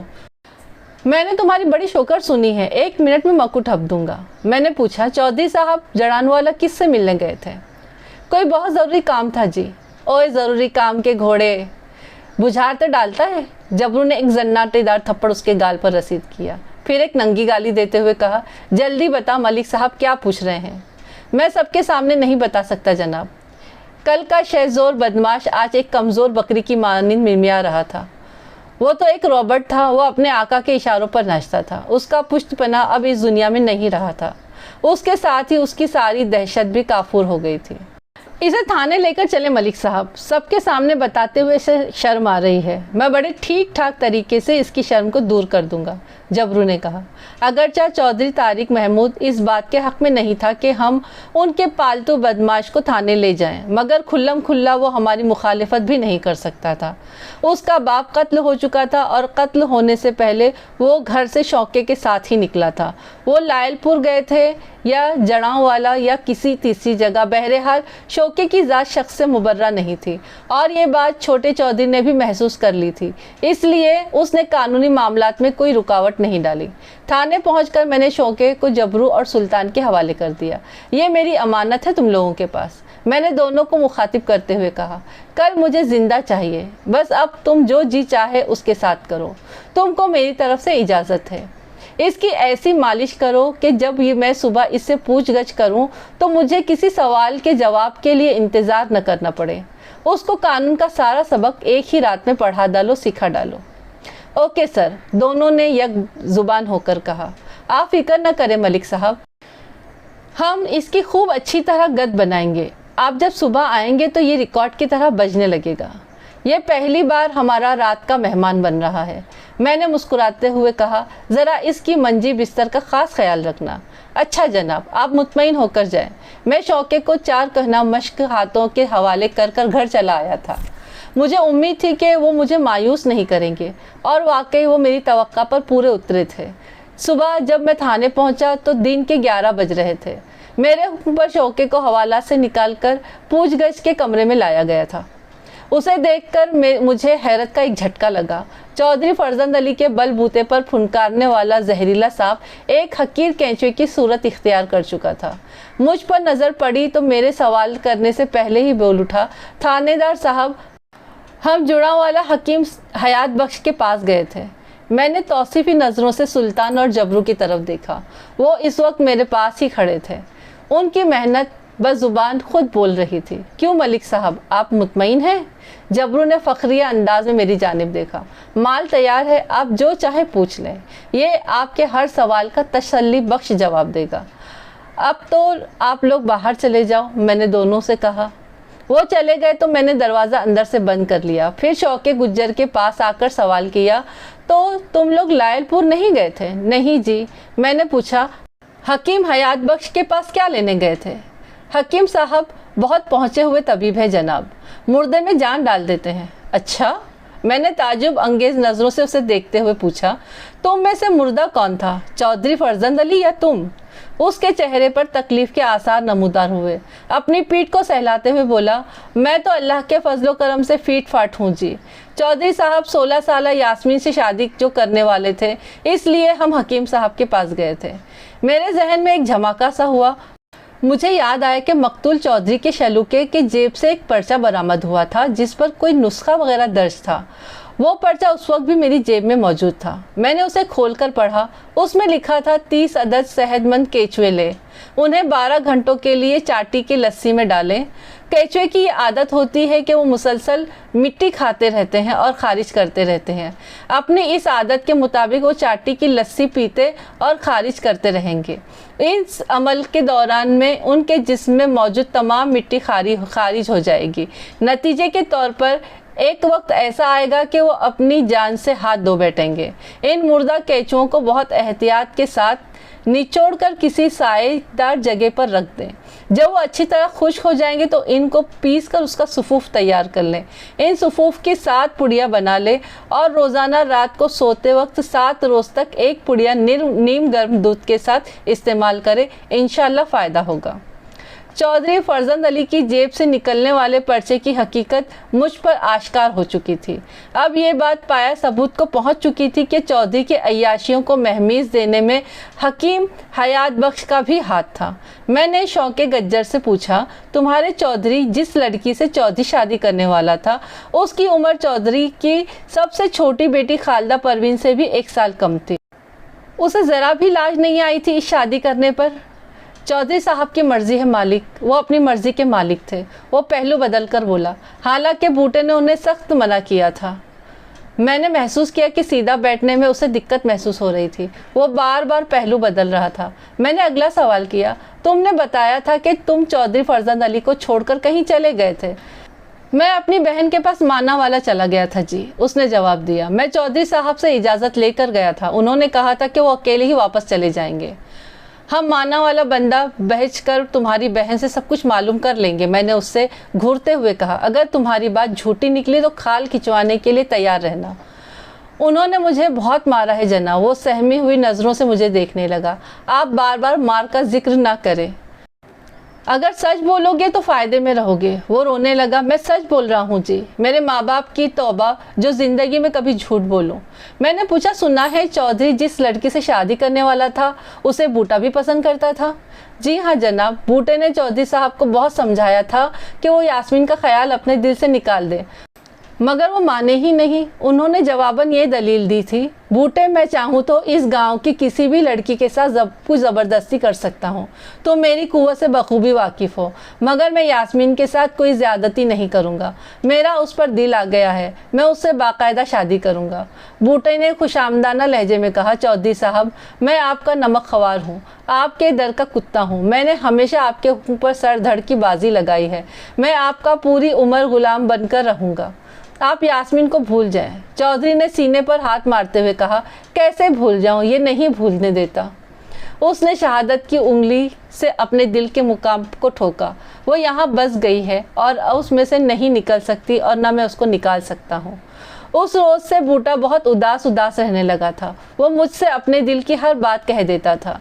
मैं उसके दिल पर गुजरने वाली क़यामत से बेखबर नहीं था, मगर मैं भी उसके लिए कुछ नहीं कर सकता था। चौधरी साहब से टक्कर लेना बूटे के बस में था और ना ही मेरे बस में। यास्मीन का बूढ़ा बाप एक गरीब मज़ारे था। चौधरी के दबाव में आकर फ़तेह मोहम्मद ने बूटे के अपने घर पर दाखिले पर पाबंदी लगा दी। बूटा बिल्कुल ही मायूस हो गया था। अब उसने हवेली आना भी कम कर दिया था। ज़्यादातर वो डेरे पर ही रहता। डेरे पर? क्या मतलब है तुम्हारा? डेरे के जिक्र पर मैं चौंक उठा। क्या डेरे से मुराद तुम्हारी बूटे का घर है? नहीं जनाब, डेरा तो बाग में है। खेतों के उस पार जो आमों का बाग है ना, वहीं है डेरा। ये मेरे लिए एक इंकशाफ था। जाने क्यों तारिक ने भी इसका जिक्र नहीं किया था। मैंने बूटे के घर पर पहरा लगवा दिया था। ये भी तो मुमकिन है कि बूटा डेरे पर ही हो और टोबा टेक सिंह वाली जो कहानी हो महज दूसरों को धोखा देने के लिए सुनाई गई हो। इस बात के इम्कानात थे कि या तो बूटे ने चौधरी का कत्ल किया था या किसी न किसी तरह इसका उस कत्ल से कोई ना कोई ताल्लुक़ ज़रूर था। चौधरी उसकी महबूबा को अपनी बीवी बनाने जा रहा था और अचानक कत्ल हो गया था। दूसरी जानिब बूटा भी मंजर से गायब था। मैंने शौके को मज़ीद घिसने की कोशिश करते हुए कहा, तुम्हारा क्या ख्याल है, बूटा चौधरी के सामने बिल्कुल बेदस्तोपा था? आपका क्या मतलब है जी? मैंने अपना मतलब वाज़े किया। बूटा भी तो चौधरी फरजंद अली का पत्ता साफ़ कर सकता है। उसने एक झुरझुरी सी ली। उसकी आंखों में खौफ के साए लहराते हुए मुझे नज़र आए थे। वो तो उसकी आवाज़ में एक लर्जिश सी पैदा हुई। मुझे क्या पता जनाब, मैं कुछ नहीं जानता। फिर वो मुझसे नज़रें चुरा कर दूसरी जानिब देखने लगा। मैं समझ गया कि दाल में कुछ ना कुछ काला ज़रूर है। मैंने अपने सवालात का ज़ाविया तब्दील करते हुए पूछा, बूटा तुमसे अपने दिल की हर बात कह देता था, तुमने ही बताया था मुझे ये। उसने अज़बात में जवाब दिया। मैंने कहा, मुझे पता चला है कि बूटा तुम्हारा जिगरी यार है। जी। वो मेरे सवाल पर गड़बड़ा गया। मेरा मतलब है वो अपना यार बेली है। तुम्हें उससे दिली हमदर्दी भी होगी। जी हाँ। अगर उस पर कोई मुसीबत आन पड़े तो तुम उसकी मदद को पहुँचोगे? उसने सवालिया नज़रों से मुझे देखा, फिर बोला, जाहिर है दोस्त ही दोस्तों के काम आते हैं। चौधरी फरजंद अली के कत्ल में भी तुमने उसका साथ दिया था? जी हाँ जनाब। उसे फ़ौरन अपनी गलती का एहसास हो गया कि वो जल्दी में क्या बोल गया है। मेरा मतलब है जनाब, बूटे ने चौधरी साहब को कत्ल नहीं किया। वो इतनी जुरात कैसे कर सकता है? उसकी ज़ुबान फिसल चुकी थी। मुझे यकीन हो गया था कि वो इस कत्ल के बारे में बहुत कुछ जानता है। मैं कुर्सी से उठकर खड़ा हो गया और ख़ामोशी से इधर से उधर टहलने लगा। वो बेचैनी से मुझे देखने लगा। मैं उस पर एक नफ्सियाती हुरबा आजमा रहा था। जैसे ही मैं दीवार के पास पहुंचता, सर झुकाकर कुछ सोचने लग जाता, फिर फ़ौरन पलटकर दूसरी दीवार की तरफ चल पड़ता। कुछ देर तक तो मुझे परेशान नज़रों से देखता रहा, फिर उसके सब्र का पैमाना लबरेज हो गया। मैं यही चाहता था। वो अचानक फट पड़ा। आप मेरा यकीन क्यों नहीं करते जनाब? मैं चौधरी साहब को कत्ल करने के बारे में जानता भी नहीं हूँ और ना मैं ऐसा कर सकता हूँ। मैं घूमकर चलते चलते उसके पास आया, फिर अपने रूलर से उसकी थोड़ी को ऊपर उठाते हुए निहायत ही सफ़ाकी से कहा, मेरा ख्याल है सुल्तान और जबरू अभी थाने में ही होंगे। मैं उन्हें देखता हूँ। इतना कहकर मैं दरवाजे की जानिब बढ़ गया। खुदा के वास्ते उन्हें न बुलाए थानेदार साहब। वो गुलोगीर आवाज़ में फरियाद करने लगा। वो बहुत जालिम है। उन्होंने बहुत बुरी तरह मुझे मारा है। मेरे ख्याल में अभी कसर बाकी है, मैंने कहा और दरवाज़ा खोलकर बाहर निकल गया। वो मेरे पीछे पीछे चला आया। मैं जानता था कि सुल्तान और जबरू इस वक्त थाने में नहीं होंगे। मैंने तो एक चाल चली थी जो कामयाब रही थी। मैं सीधा अपने कमरे में आ गया। मैं कुर्सी पर बैठा ही था कि वो भी हाथ जोड़े थर थर काँपता हुआ अंदर दाखिल हुआ। मैंने छूटते ही रोबदार आवाज़ में कहा, ज़िंदगी सिर्फ़ एक बार मिलती है। जो लोग इसकी कदर व कीमत से वाकिफ़ होते हैं वो उससे प्यार करते हैं, मगर लगता है तुम्हें अपनी ज़िंदगी से कोई दिलचस्पी नहीं है। तुम ज़रूर फांसी चढ़ोगे। कत्ल मैंने तो नहीं किया जनाब। तो फिर बूटे ने किया है? मैंने चुपते हुए लहजे में पूछा। तुमने सिर्फ उससे ताउन किया है, यारी निभाई है। उसके आज़ाब जवाब दे गए। उसने मज़ीद मुज़ाहिमत का इरादा तर्क कर दिया। मुझे उसकी बेबसी पर कोई हैरत नहीं हुई। अक्सर बदमाश ऐसे ही होते हैं। ज़रदारों की शह पर गुंडागिर्दी करते हैं। जिसका कल्ला जितना मजबूत होता है वो उतना ही बड़ा बदमाश होता है। शौके का कल्ला टूट चुका था। उसका ढह जाना लाजमी बात थी। मैंने उसे एतमाद में लेते हुए कहा, अगर हमारी मज़ीद मेहमान नवाजी से बचना चाहते हो तो सुल्तानी गवाह बन जाओ। बूटे के बारे में सब कुछ ठीक ठीक बता दो। मैं कोशिश करूँगा तुम्हें अदालत से कम सज़ा हो, वरना दूसरी सूरत में तुम गए काम से। मैं 302 का पक्का पर्चा काट कर तुम्हें बंद कर दूँगा, फिर फांसी से तुम्हें कोई नहीं बचा सकेगा। उसने भरपूर ताउन के लिए आमादगी जाहिर कर दी।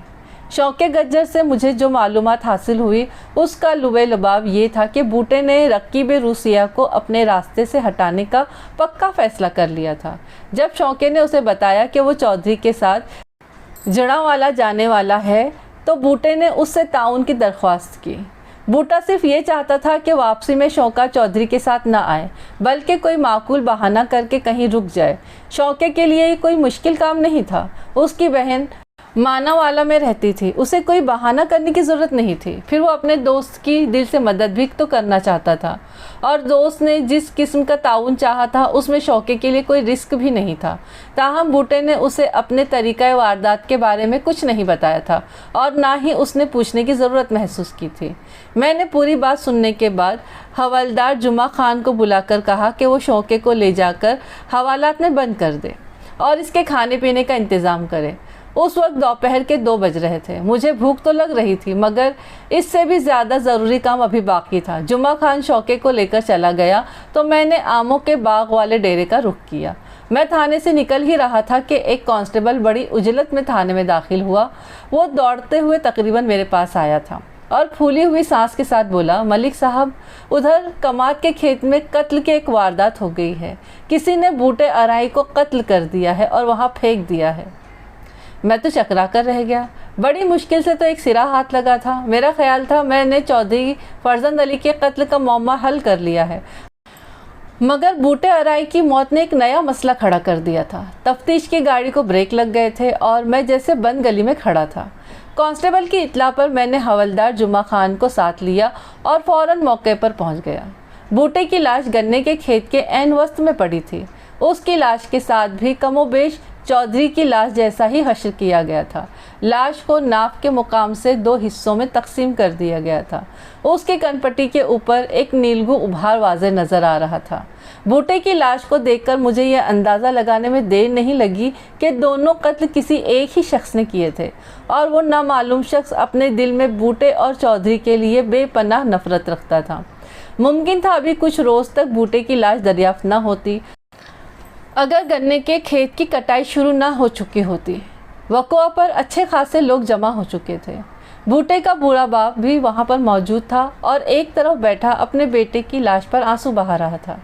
मैंने ज़रूरी कानूनी कार्रवाई मुकम्मल करने के बाद एक शरीफ सूरत मोहम्मद शख्स से दरियाफ्त किया, बुजुर्गों, लाश सबसे पहले किसने देखी थी? एक खेत मजदूर आगे बढ़ आया। उसके जिस्म पर एक पोसीदा सा तहबंद के सिवा और कोई लिबास नहीं था। उसके हाथ में दरांती थी। उसने बताया, थानेदार साहब, आज मैं तड़के ही यानी अलग सुबह ही कुमात की कटाई के लिए यहाँ आ गया था। दोपहर तक मैंने अच्छा खासा काम निपटा दिया था। मैं अपने काम में मगन था कि मुझे अचानक इंसानी जिस्म कुमात के अंदर कुछ फासले पर पड़ा दिखाई दिया। वो खौफजदा नज़रों से बूटे की लाश को देखने लगा। खैरदीन, तुमने लाश को हाथ नहीं लगाया? मैंने पूछा। उस शख्स का नाम मुझे खैरदीन मालूम हुआ था। नहीं जी, उसने कहा, मैं तो लाश देखते ही चीखता हुआ खेत से बाहर निकल आया था। लगता है हमारे गांव पर बदरूहों ने कब्जा कर लिया है। एक तरफ से किसी की आवाज़ आई। हमें यहाँ रहते हुए एक ज़माना गुजर गया, मगर ऐसे वाक़यात तो पहले कभी पेश नहीं आए थे। ये सब क़यामत की निशानियाँ हैं। ज़ालिमा दे जुल्म दे आखिर होंदी ठा। एक शख्स ने नापसंदीदा नज़रों से बूटे की लाश को घूरते हुए कहा। यह तो एक दिन होना ही था जी। ऊपर वाले की लाठी बे आवाज़ है। कभी के दिन बड़े और कभी की रातें। इन दोनों ने आफत भी तो बहुत मचा रखी थी। और ज़ुबान ज़बाल के बात कर हरन मीनार दे पुत्तर, एक तनोमन शख्स ने आगे बढ़कर उस आदमी को गिरेबान से पकड़कर, जिसने अभी अभी बूटे की लाश पर तबसरा किया था, ओए तुम चौधरी साहब को जालिम कहते हो? न लड़ो पुत्र, एक बुजुर्ग ने उनके बीच में आते हुए कहा। छट दे असगर नू। उस शख्स का नाम असगर था, जिसे चौधरी के लहीम शहीम पट्ठू ने हिरन मीनार का पुत्र कहकर पुकारा था, गालबन उसके दराज कद की वजह से। चौधरी के चमचे ने असगर को एक ज़ोरदार धक्का दिया। मैंने डांट कर कहा, बंद करो ये दंगा फसाद, वरना मैं दोनों को बंद कर दूंगा। जुमा खान ने हट्टे कट्टे शख्स को एक झापड़ रसीद किया तो उसने असगर का गिरेबान छोड़ दिया। जुमा खान ने गसीले लहजे में कहा, ओए कानून के सामने भी बदमाशी से बाज नहीं आते हो? साहब जी, हम चौधरी साहब के नमक ख्वार हैं। ये बदबख्त उन्हें जालिम। ओए चुप करके खड़ा हो जा, ज़्यादा बकबक ना कर, मैंने उसे घूरते हुए तेज़ लहजे में कहा, वरना यहीं छतरोल शुरू कर दूंगा। अचानक एक तरफ से मानूस सी आवाज़ सुनकर मैं चौंक उठा। कोई ऊंचे सुरों में गा रहा था, मोहम्मद बूटिया बूटे द पट बूटा ते बूटा रहे न कोई जहां अंदर। मतलब मोहम्मद बूटा को मुखातिब करके कहा जा रहा था कि ए बूटे, तू हर बूटे को जड़ से उखाड़ दे, यहाँ तक कि दुनिया में कोई बूटा बाकी ना रहे। बूटा का मतलब होता है दरख्त। मैं याद करने की कोशिश ही कर रहा था कि वो कद आदम गन्ने के पौधों के अंदर से निकलकर सामने आ गया। वो वही मलंग बाबा था जिससे एक मर्तबा पहले भी मेरी मुठभेड़ हो चुकी थी। मुझसे नज़रें मिलते ही वो अपने पीले दांतों की नुमाइश करते हुए हंसने लगा। मैंने हवलदार जुमा खान से कहा, जाओ उस मलंग को पकड़ कर ले आओ।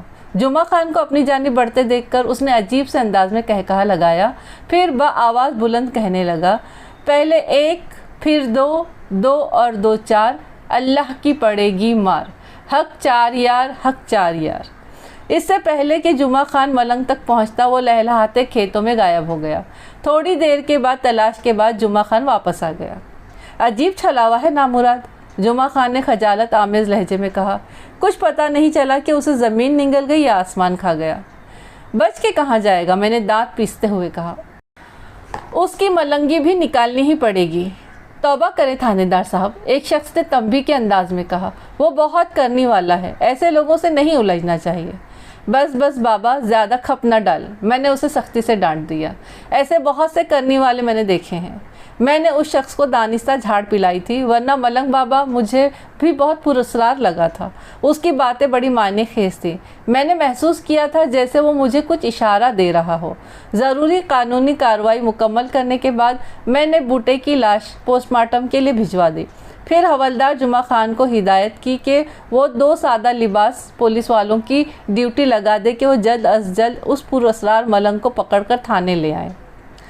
वापसी में हमें मालूम हुआ कि चौधरी फरजंद अली की लाश अस्पताल से आ चुकी थी और आज ही तदफीन का प्रोग्राम था।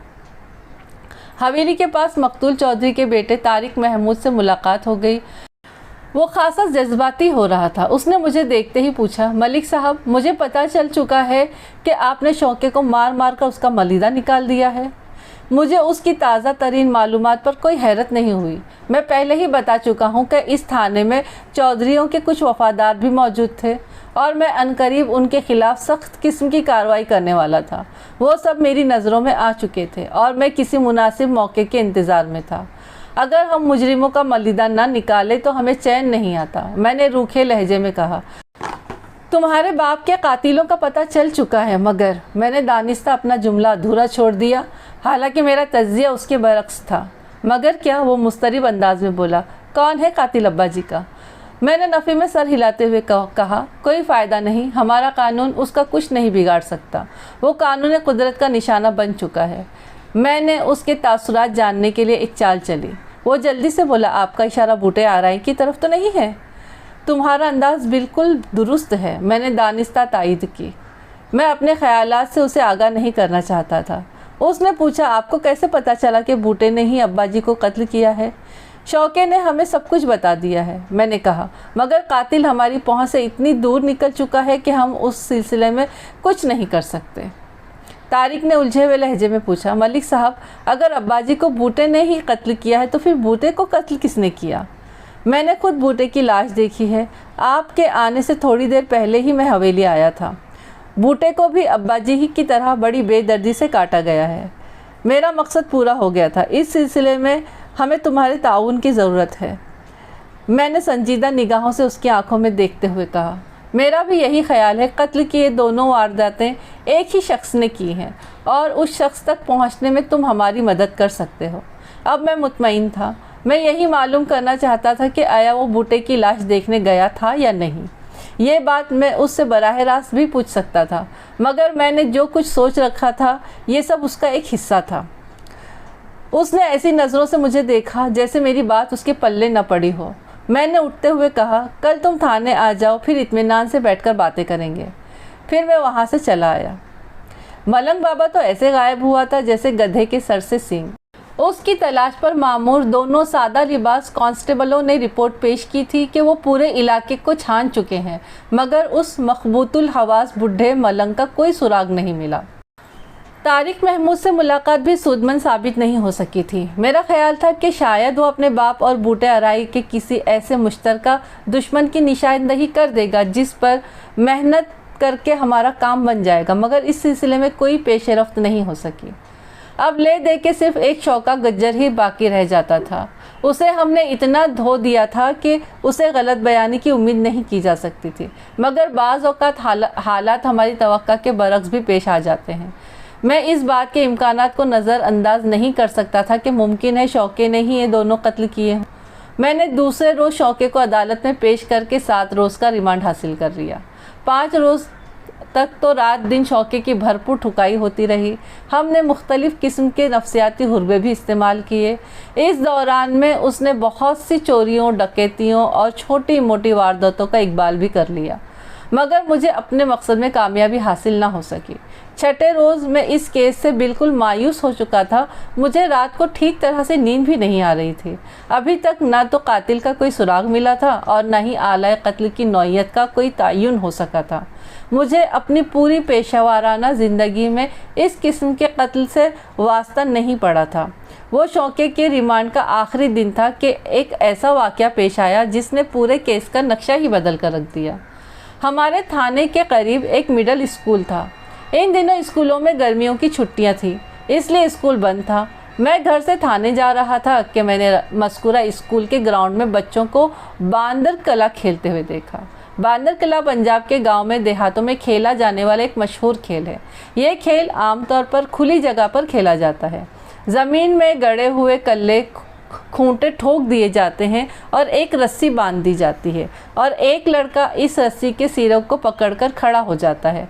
रस्सी की लंबाई उमूमन इतनी ही होती है जितनी के मवेशी वगैरह को बांधने के लिए इस्तेमाल की जाती है। ज़मीन में गड़े हुए खूंटे के पास जूतों का एक ढेर लगा दिया जाता है।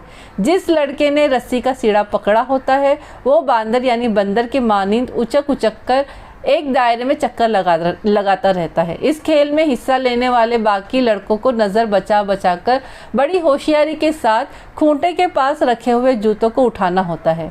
इस कार्रवाई के लिए वो हाथों के साथ पाँव का भी इस्तेमाल बेदरेक कर सकते हैं।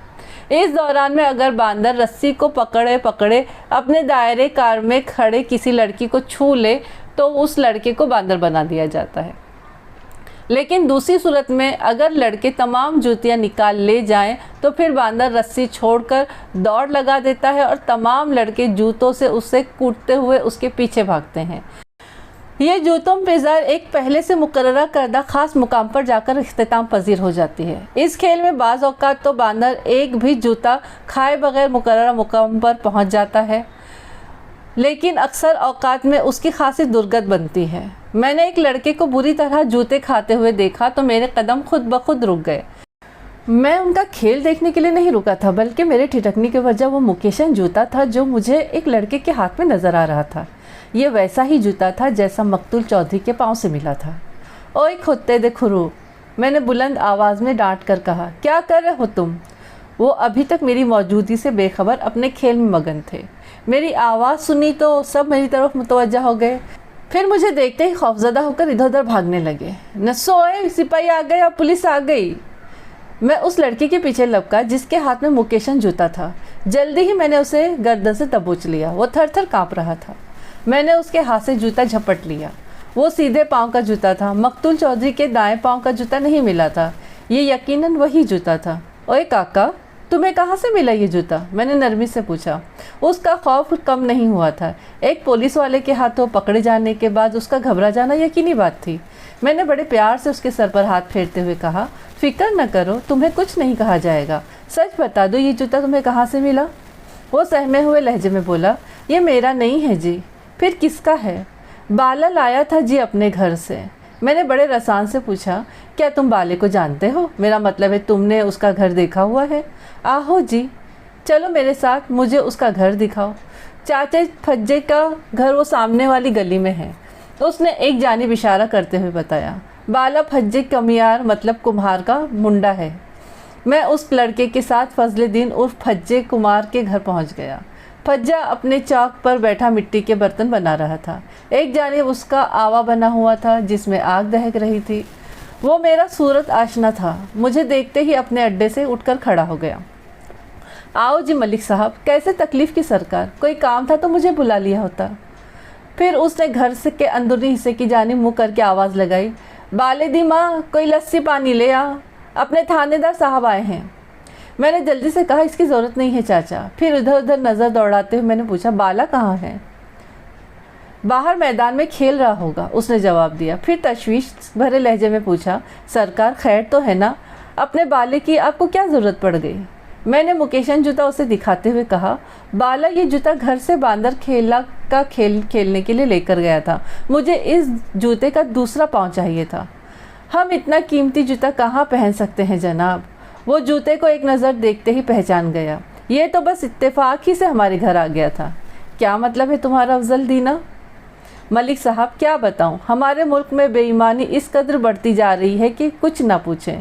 میں نے اس کی بات کاٹ کر کہا تم نے بتایا ہے کہ اتفاق سے یہ جوتا تمہارے گھر پہنچ گیا ہے؟ میں وہی بتا رہا ہوں جی، اس نے جواب دیا۔ پہلے تو بورے یعنی لکڑی کا برادے میں سے لکڑی کے ڈوکے یعنی ٹکڑے نکلا کرتے تھے، اب تو جوتے بھی برآمد ہونے لگے ہیں۔ میرے استفسار پر اس نے تفصیل بیان کی کہ اس کے گھر میں بورے کی انگیٹھی جلائی جاتی ہے، یعنی برادے کی انگیٹھی جلائی جاتی ہے، جس کے لیے وہ آرا مشین سے بھوسے کی بوری لایا کرتا تھا، اور مکیشن کا جوتا کا جو دوسرا پاؤں ہے وہ اسے بھوسے کی بوری میں ہی سے ملا تھا۔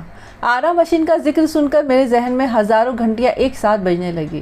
میری نگاہوں کے سامنے چودھری فرزند علی اور بوٹا ارائی کی بڑی صفائی سے کاٹی گئی لاش گھومنے لگی۔ ان لاشوں کے ساتھ جو فنکاری کی گئی تھی وہ کسی آرا مشین پر ہی ممکن تھی، جہاں دیوہیکل شہتیر بھی پلک جھپکتے ہی دو نیم ہو جاتے تھے۔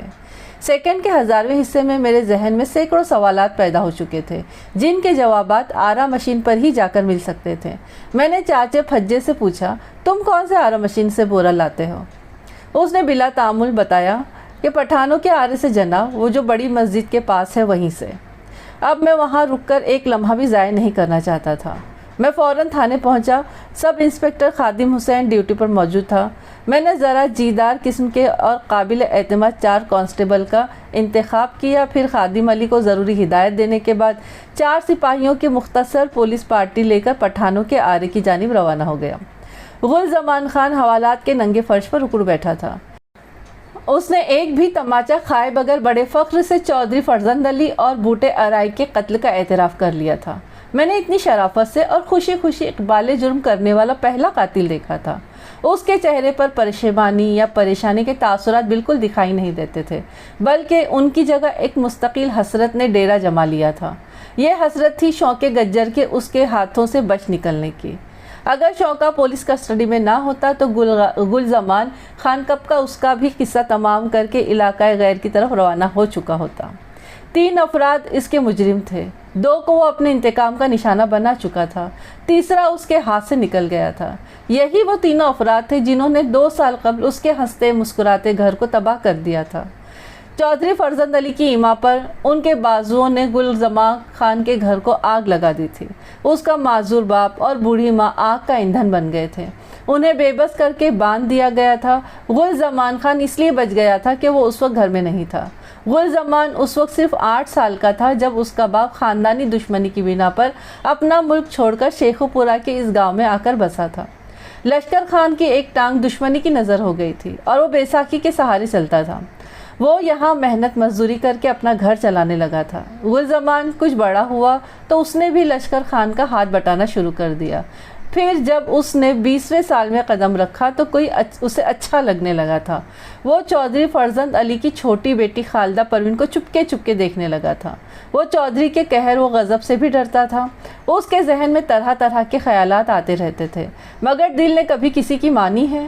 دل اسے یقین دلاتا رہتا تھا کہ خالدہ ایک دن اس کی ہو جائے گی۔ یہ یک طرفہ محبت جاری ہی تھی کہ چودھری کو اس کی خبر ہو گئی۔ گل زمان سے غلطی یہ ہو گئی کہ اس نے کچھ دوستوں سے بھی اپنی اس چاہت کا ذکر کر دیا تھا۔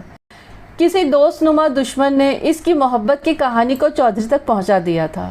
چودھری یہ سنتے ہی آگ بگولا ہو گیا۔ پھر جو قیامت لشکر خان کے خاندان پر ٹوٹی اسے پورے گاؤں نے دیکھا۔ یہ 2 سال پہلے کا قصہ تھا۔ بوٹا ارائی اور شوکا گجر ایک روز سرے شام لشکر خان کے گھر میں جا گھسے۔ بوٹے نے معذور لشکر کو دھکا دے کر ایک جانب گرایا، پھر دروازے کو اندر سے بند کرتے ہوئے خونخوار لہجے میں پوچھا، کہاں ہے وہ حرامزادہ عاشق کا بچہ؟ تم کس کو پوچھتا ہے؟ گل زمان کی والدہ صابری نے کہا۔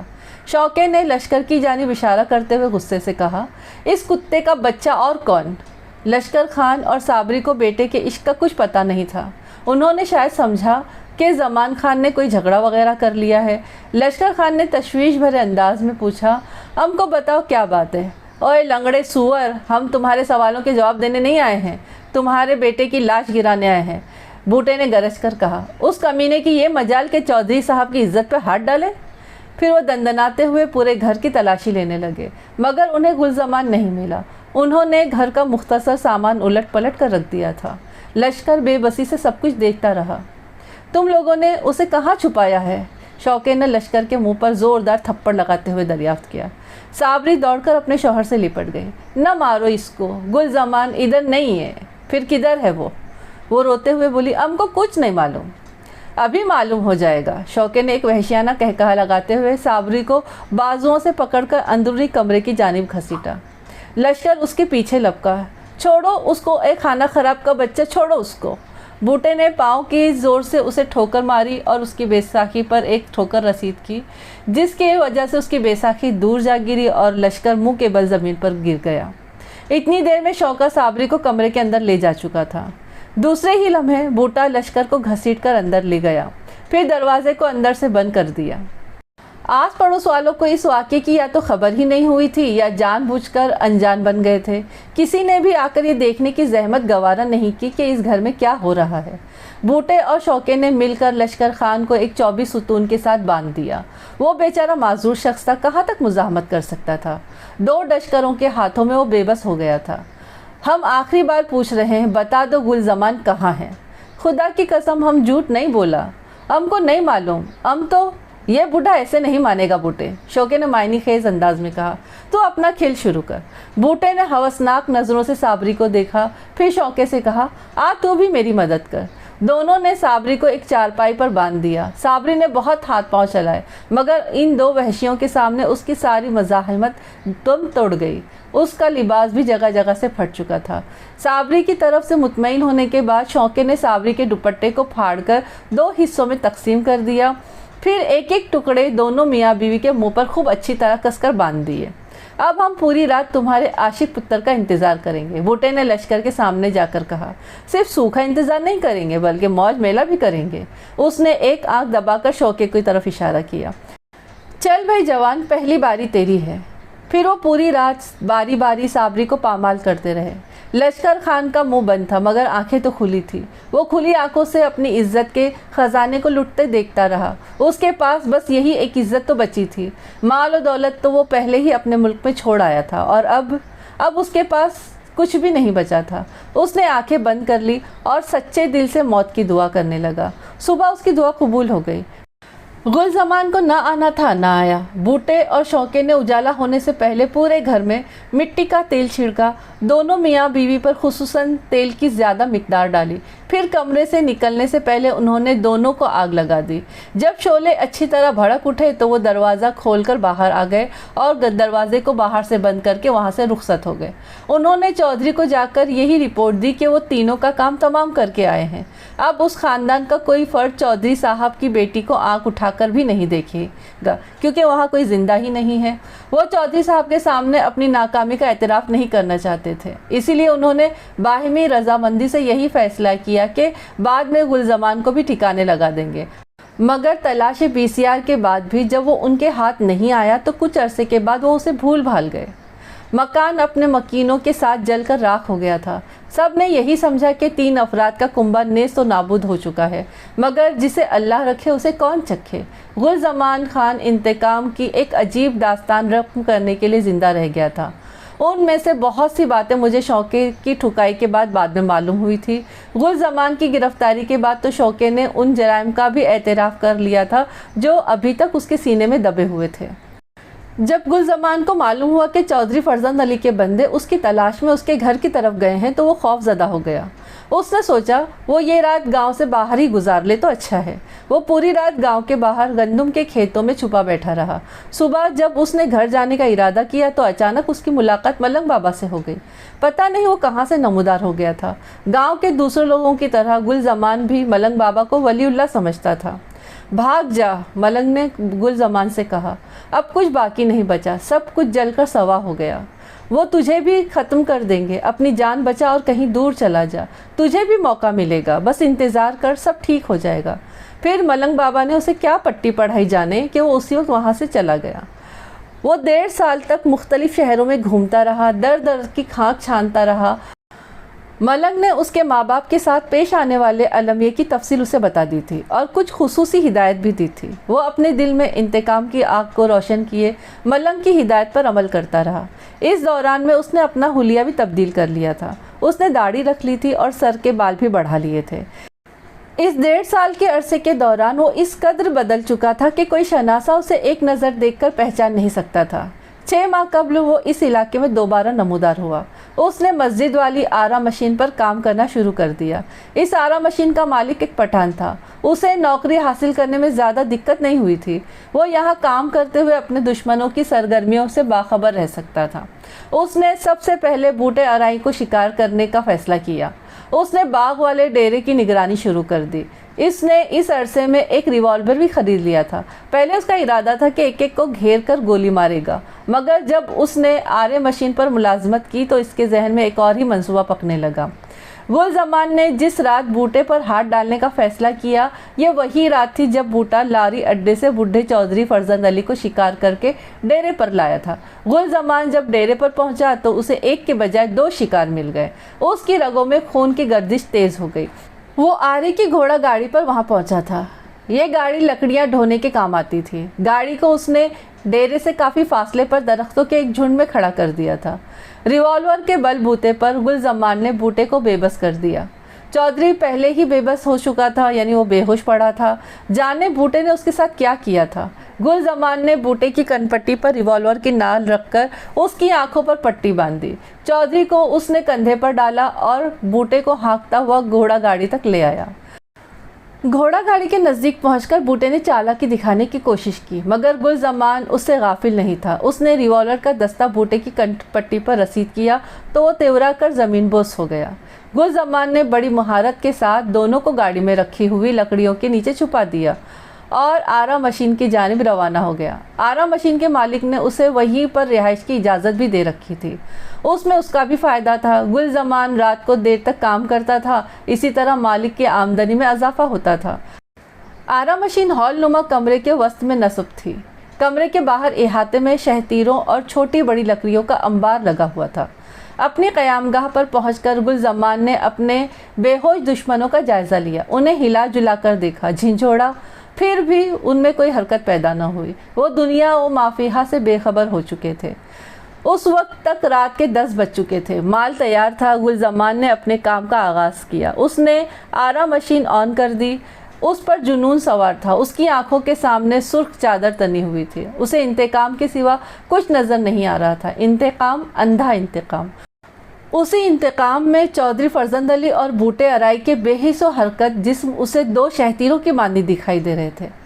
اس نے پہلے چودھری فرزند علی کو اٹھا کر آرا مشین کی پلیٹ فارم پر رکھا، پھر بآہستگی آگے بڑھاتے ہوئے متوازی حصوں میں تقسیم کر ڈالا۔ خون کے چھینٹے آرا مشین کو سرخ کر گئے۔ جس کھوپڑی نے گل زمان کے خاندان کو تباہ و برباد کرنے کا حکم جاری کیا تھا، 2 نیم حصوں میں ہو کر بڑی مزہ خیز ہو گئی تھی۔ گل زمان کی آنکھوں کے سامنے تنی سرخ چادر سرخ تر ہوتی چلی گئی۔ اب بوٹے کی باری تھی۔ یہ وہ درندہ تھا جس نے گل زمان کی بڑی والدہ کو بے آبرو کیا تھا۔ گل زمان ماہر کاریگر کی طرح اسے ناپ تول رہا تھا۔ بوٹے کے ناف کو عین آرے کے بلیڈ کے سامنے لاتے ہوئے اس نے آگے بڑھا دیا۔ غلیظ خون کا ایک فوارہ بوٹے کے جسم سے پھوٹ نکلا۔ گل زمان کا لباس بھی رنگین ہو گیا۔ کافی دیر تک وہ سکتے کی حالت میں کھڑا رہا۔ جب ہوش آیا تو سب سے پہلے اس نے آرا مشین کو آف کیا۔ صورتحال اس پر واضح ہوئی تو وہ پریشان ہو گیا۔ ہر چیز پر خون کے چھینٹے نظر آ رہے تھے۔ ابھی اس کو بہت سا کام کرنا تھا جو باقی تھا۔ اس نے اپنے حواس کو مجتمع کیا اور اپنے کام میں مصروف ہو گیا۔ سب سے پہلے اس نے گیلے کپڑے سے آرا مشین کو اچھی طرح صاف کیا۔ آرا مشین کے نیچے ایک کھانچا سا بنا ہوتا ہے جس میں کٹنے والی لکڑی کا برادہ جمع ہوتا رہتا ہے۔ آرے کی پلیٹ فارم سے بہہ کر نیچے آنے والا خون اسی برادے میں جذب ہو چکا تھا۔ اس نے خون آلود برادے کو ایک خالی بورے میں بھرا۔ چودھری فرزند علی اور بوٹے ارائی کے 2 پیس جسموں سے لہو رسنا بند ہو چکا تھا۔ اس نے چاروں حصوں کو احتیاط کے ساتھ اٹھا کر ایک دوسری بوری میں ڈال کر بوری کا منہ بند کر دیا۔ हॉल नुमा कमरे में से अपनी कार्रवाई के आसार ख़त्म करते करते रात के 2 बज गए। सबसे आखिर में उसने अपना लिबास तब्दील किया। खून आलूद लिबास को बुरादे वाली बोरी में डाल दिया। एक मर्तबा फिर वो अपनी घोड़ा गाड़ी में बैठकर रात के अंधेरे में कहीं जा रहा था। खून आलूद कपड़ों और बुरादे वाली बोरी को उसने नहरबुद करने के बाद अपने इंतकाम याफ्ता दुश्मनों से निजात हासिल की और वापस लौट आया। ये तमाम तफसीलात गुलजमान ने इकबाल जुर्म करने के बाद मुझे सुनाई थी, जिसमें से गैर ज़रूरी बातें हज़फ करके मैंने आपकी खिदमत में पेश कर दी हैं। जब वो आरा मशीन के नीचे वाक़े खांचे में मसरूफ़ कार था, उसी दौरान चौधरी फरजंद अली का दायां जूता वहाँ मौजूद बुरादे में कहीं दब गया होगा, जो बाद में फज्जे कुमार के घर पहुंच गया था। जूते का एक पाँव किसी काम का नहीं होता। फज्जे ने वो जूता फेंकने की गर्ज से अपने बेटे बाले को दे दिया था। बाले ने फेंकने के बजाय उसे अपनी तफरीह का हिस्सा बना लिया था। गुलजमान के लिए मेरे दिल में एक नरम गोशा पैदा हो चुका था, मगर जाहिर है मैं उसे छोड़ तो नहीं सकता था। वो कातिल था, उसने 2 इंसानों की जान ली थी। अगरचा दोनों इंसान इंसानियत के नाम पर धब्बा थे, मगर कानून किसी को मनमानी करने की इजाज़त नहीं देता। ताहम मैंने दिल में फ़ैसला कर लिया था कि इसका केस कुछ इस नौइयत का बना दूंगा कि उसे कम से कम सज़ा हो। मगर कातिब तकदीर को कुछ और ही मंजूर था। शौके का रिमांड मुकम्मल हो चुका था। मैंने उसका चालान तैयार कर लिया। मेरा इरादा उसे दूसरे रोज़ अदालत में पेश करने का था। मज़ीद रिमांड की ज़रूरत नहीं थी। मैंने उसके साथ ही गुलजमान का चालान भी तैयार कर लिया था। वह इकबाल जुर्म कर चुका था, उसका रिमांड लेना बेमकसद था। मैं जल्द अज जल्द अपनी जिम्मेदारी से फारिग हो जाना चाहता था। दूसरे रोज़ हम अदालत पहुंच गए। मेरे साथ ASI अमानत अली भी था। शौके की हथकड़ी की जंजीर मेरे हाथ में थी। गुलजमान की जंजीर अमानत अली ने थाम रखी थी। हम अदालत के बरामदे की सीढ़ियाँ चढ़ रहे थे कि वो वाक़या पेश आ गया। मैं आगे था, ASI अमानत अली मेरे पीछे आ रहा था। बरामदे की सीढ़ियों पर खासा रश था। मैंने देखा एक हवलदार किसी मुजरिम को हथकड़ी लगाए सीढ़ियों से नीचे उतारता जा रहा था। उसके कंधे से राइफल लटक रही थी। फिर सब कुछ आनन फानन हो गया। अचानक गुलजमान ने चीते की मानिंद जस्त लगाई और सीधा अपने पहलू से गुजरते हुए हवलदार की राइफल पर झपटा। दूसरे ही लम्हे वो राइफल पर कब्जा जमा चुका था। ASI अमानत अली उसके हाथ को खींचता चला गया। उसने बड़ी सूरत के साथ पलटकर देखा। शौका गुज्जर भी घूम चुका था। फिर इससे कब्ल के हम कुछ समझ पाते, गुलजमान ने राइफल की नाल शौके की सीने की जानिब की और ऐन दिल के मुकाम पर फायर कर दिया। शौका मुर्दा छिपकली की तरह पट से बरामदे की सीढ़ियों पर गिरकर तड़पने लगा। उसका सीना ताज़ा ताज़ा खून उगल रहा था। थोड़ी देर फड़कने के बाद उसका जिस्म साकित हो गया। गुलजमान ने राइफल फेंक दी और मुस्कुराकर मेरी जानिब देखा। उसके चेहरे पर बला का इत्मीनान था। वो बोला तो अब इसकी आवाज़ से मुसरत फूट रही थी, वो मुसरत जो इंसान को मंजिल मकसूद पर पहुंचने के बाद हासिल होती है। थानेदार साहब, हमारा शिकार था, हमारा कलेजा ठंडा हो गया। अब आप चाहे हमको 10 बार फांसी लगा दो, परवाह नहीं है। उसके बाद वो गर्दन झुका कर खड़ा हो गया था। मेरे सीने से एक गहरी सांस खारिज हुई, मगर ज़ुबान से कुछ न बोला। शौके को फ़ौरन अस्पताल ले जाया गया। ये एक बेसूद सी कोशिश थी। वो अपनी सांसें पूरी कर चुका था। अस्पताल पहुंचते ही डॉक्टर ने उसकी मौत की तस्दीक कर दी। गुलजमान खान को उम्र कैद की सज़ा हो गई। 1-2 बार मेरा जेल में जाना हुआ तो मैंने ख़ास तौर पर उससे मुलाकात भी की। मुझे देखते ही उसके होठों पर एक दबी दबी सी फ़ख्रिया मुस्कुराहट नमूदार हो जाती थी। मैं शेखुपुरा के उस थाने में ज़्यादा अरसे नहीं रहा। 1 साल बाद ही मेरा तबादला पिंडी भट्टियाँ के एक थाने में हो गया, मगर गुलजमान को मैं आज तक नहीं भूल सका। आज भी जब इस वाक़े को याद करता हूँ तो दिल में एक दुख की लहर से सरायत कर जाती है। गुलजमान खान जैसे इंतकामी माँ के पेट से पैदा नहीं होते, बल्कि चौधरी फरजंद अली जैसे जालिम और बूटे और शौके जैसे दरिंदा सिफत लोग ही एक आम मासूम इंसान को हैवान बनने पर मजबूर कर देते हैं। चलिए, यहाँ पर हमारी हो गई है कहानी ख़त्म। सही कहा ना मलिक साहब ने कि ये सब तो माँ के पेट से थोड़ी इंतकाम लेके जज्बे को लेकर पैदा होते हैं। ऐसे लोग तो ऐसे ही जालिम लोग ही ऐसे इंसानों को पैदा करते हैं। अगर क्या होता कि उसको बुलाकर थोड़ा सा डांट डपट कर ज़मान खान को समझा देता चौधरी, तो उसकी यह हालत नहीं होती ना। लेकिन उसने कितना बड़ा जुल्म किया। एक माँ को कितनी बेदर्दी से लोगों ने बेइज्जत किया। मेरे समझ में ये नहीं आता है कि जब किसी से बदला लेना होता है तो घर की औरतों को क्यों बेइज्जत किया जाता है। क्या कोई और तरीका नहीं होता है बदला लेने का? बहुत बार देखा गया कि जब भी किसी को बदला लेना हो तो जो बदला लेना जिससे हो तो एक उसको तो साइड में रख देते हैं, उसके घर की माँ, बहन, बेटी, भाभी, उनको बेआबरू करके बदला लिया जाता है। लेकिन क्या ये सही है ये तरीका? जिसके साथ में ये किया जाता है उसकी ज़िंदगी आगे कैसे गुजरती होगी? वो खुद अपने आप से डर डर कर जीती होगी। अल्लाह ताला ऐसी सारी चीज़ों से हम सबकी हिफाजत फरमाए। और ऐसे जालिम लोग जो होते हैं तो अल्लाह ताला उनको फिर उनके इबरतनाक अंजाम तक पहुंचा ही देते हैं। भले फिर वो किसी ना किसी तरीके पहुंच जाते हैं, या तो खुदा का अजाब नाजिल होता है या फिर ऐसे ही बदला लेने के लिए कोई उठ खड़ा होता है। तो आप लोग सुनिए, आप लोगों को ज़रूर पसंद आएगी। और प्लीज़ प्लीज़ प्लीज़ सब्सक्राइब करिए जिन लोगों ने अब तक ये सब्सक्राइब नहीं किया है, और लाइक करिए, सुनते वक्त ही लाइक करिए, और बिल्कुल एक दूसरे को शेयर करिए, आपके दोस्तों को शेयर करिए, अपने रिश्तेदारों को शेयर करिए, अपने भाई बहनों को शेयर करिए। और आप लोग कमेंट्स लिखा करें, आप लोगों के कमेंट्स मुझे बहुत अच्छे लगते हैं। भले उसमें मेरी बुराई क्यों ना हो, लेकिन कहते हैं ना कि जो अपने होते हैं वही गलतियां बताते हैं, तो मुझे आपके वो कमेंट्स भी अच्छे लगते हैं जिनसे मैं कुछ सीखती हूँ। तो आप लोग प्लीज़ कमेंट्स करिए। तो आप लोग बिल्कुल कमेंट्स करेंगे ना? तो फिर मिलते हैं अगली कहानी के साथ में। अपना ख्याल रखिए, मुझे दुआओं में याद रखिए। देखिए अब तो बड़े बड़े रोज़े और आखिरी अशरा शुरू हो गया है, तो अपनी ख़ास दुआ में मुझे याद रखिए, और अपने लिए दुआ करिए, मेरे लिए दुआ करिए, और पूरी उम्मत मुस्लिमा के लिए दुआ करिए। चलिए मिलते हैं फिर अगली किसी अच्छी सी कहानी के साथ में। तब तक के लिए अस्सलाम वालेकुम, अल्लाह हाफ़िज़।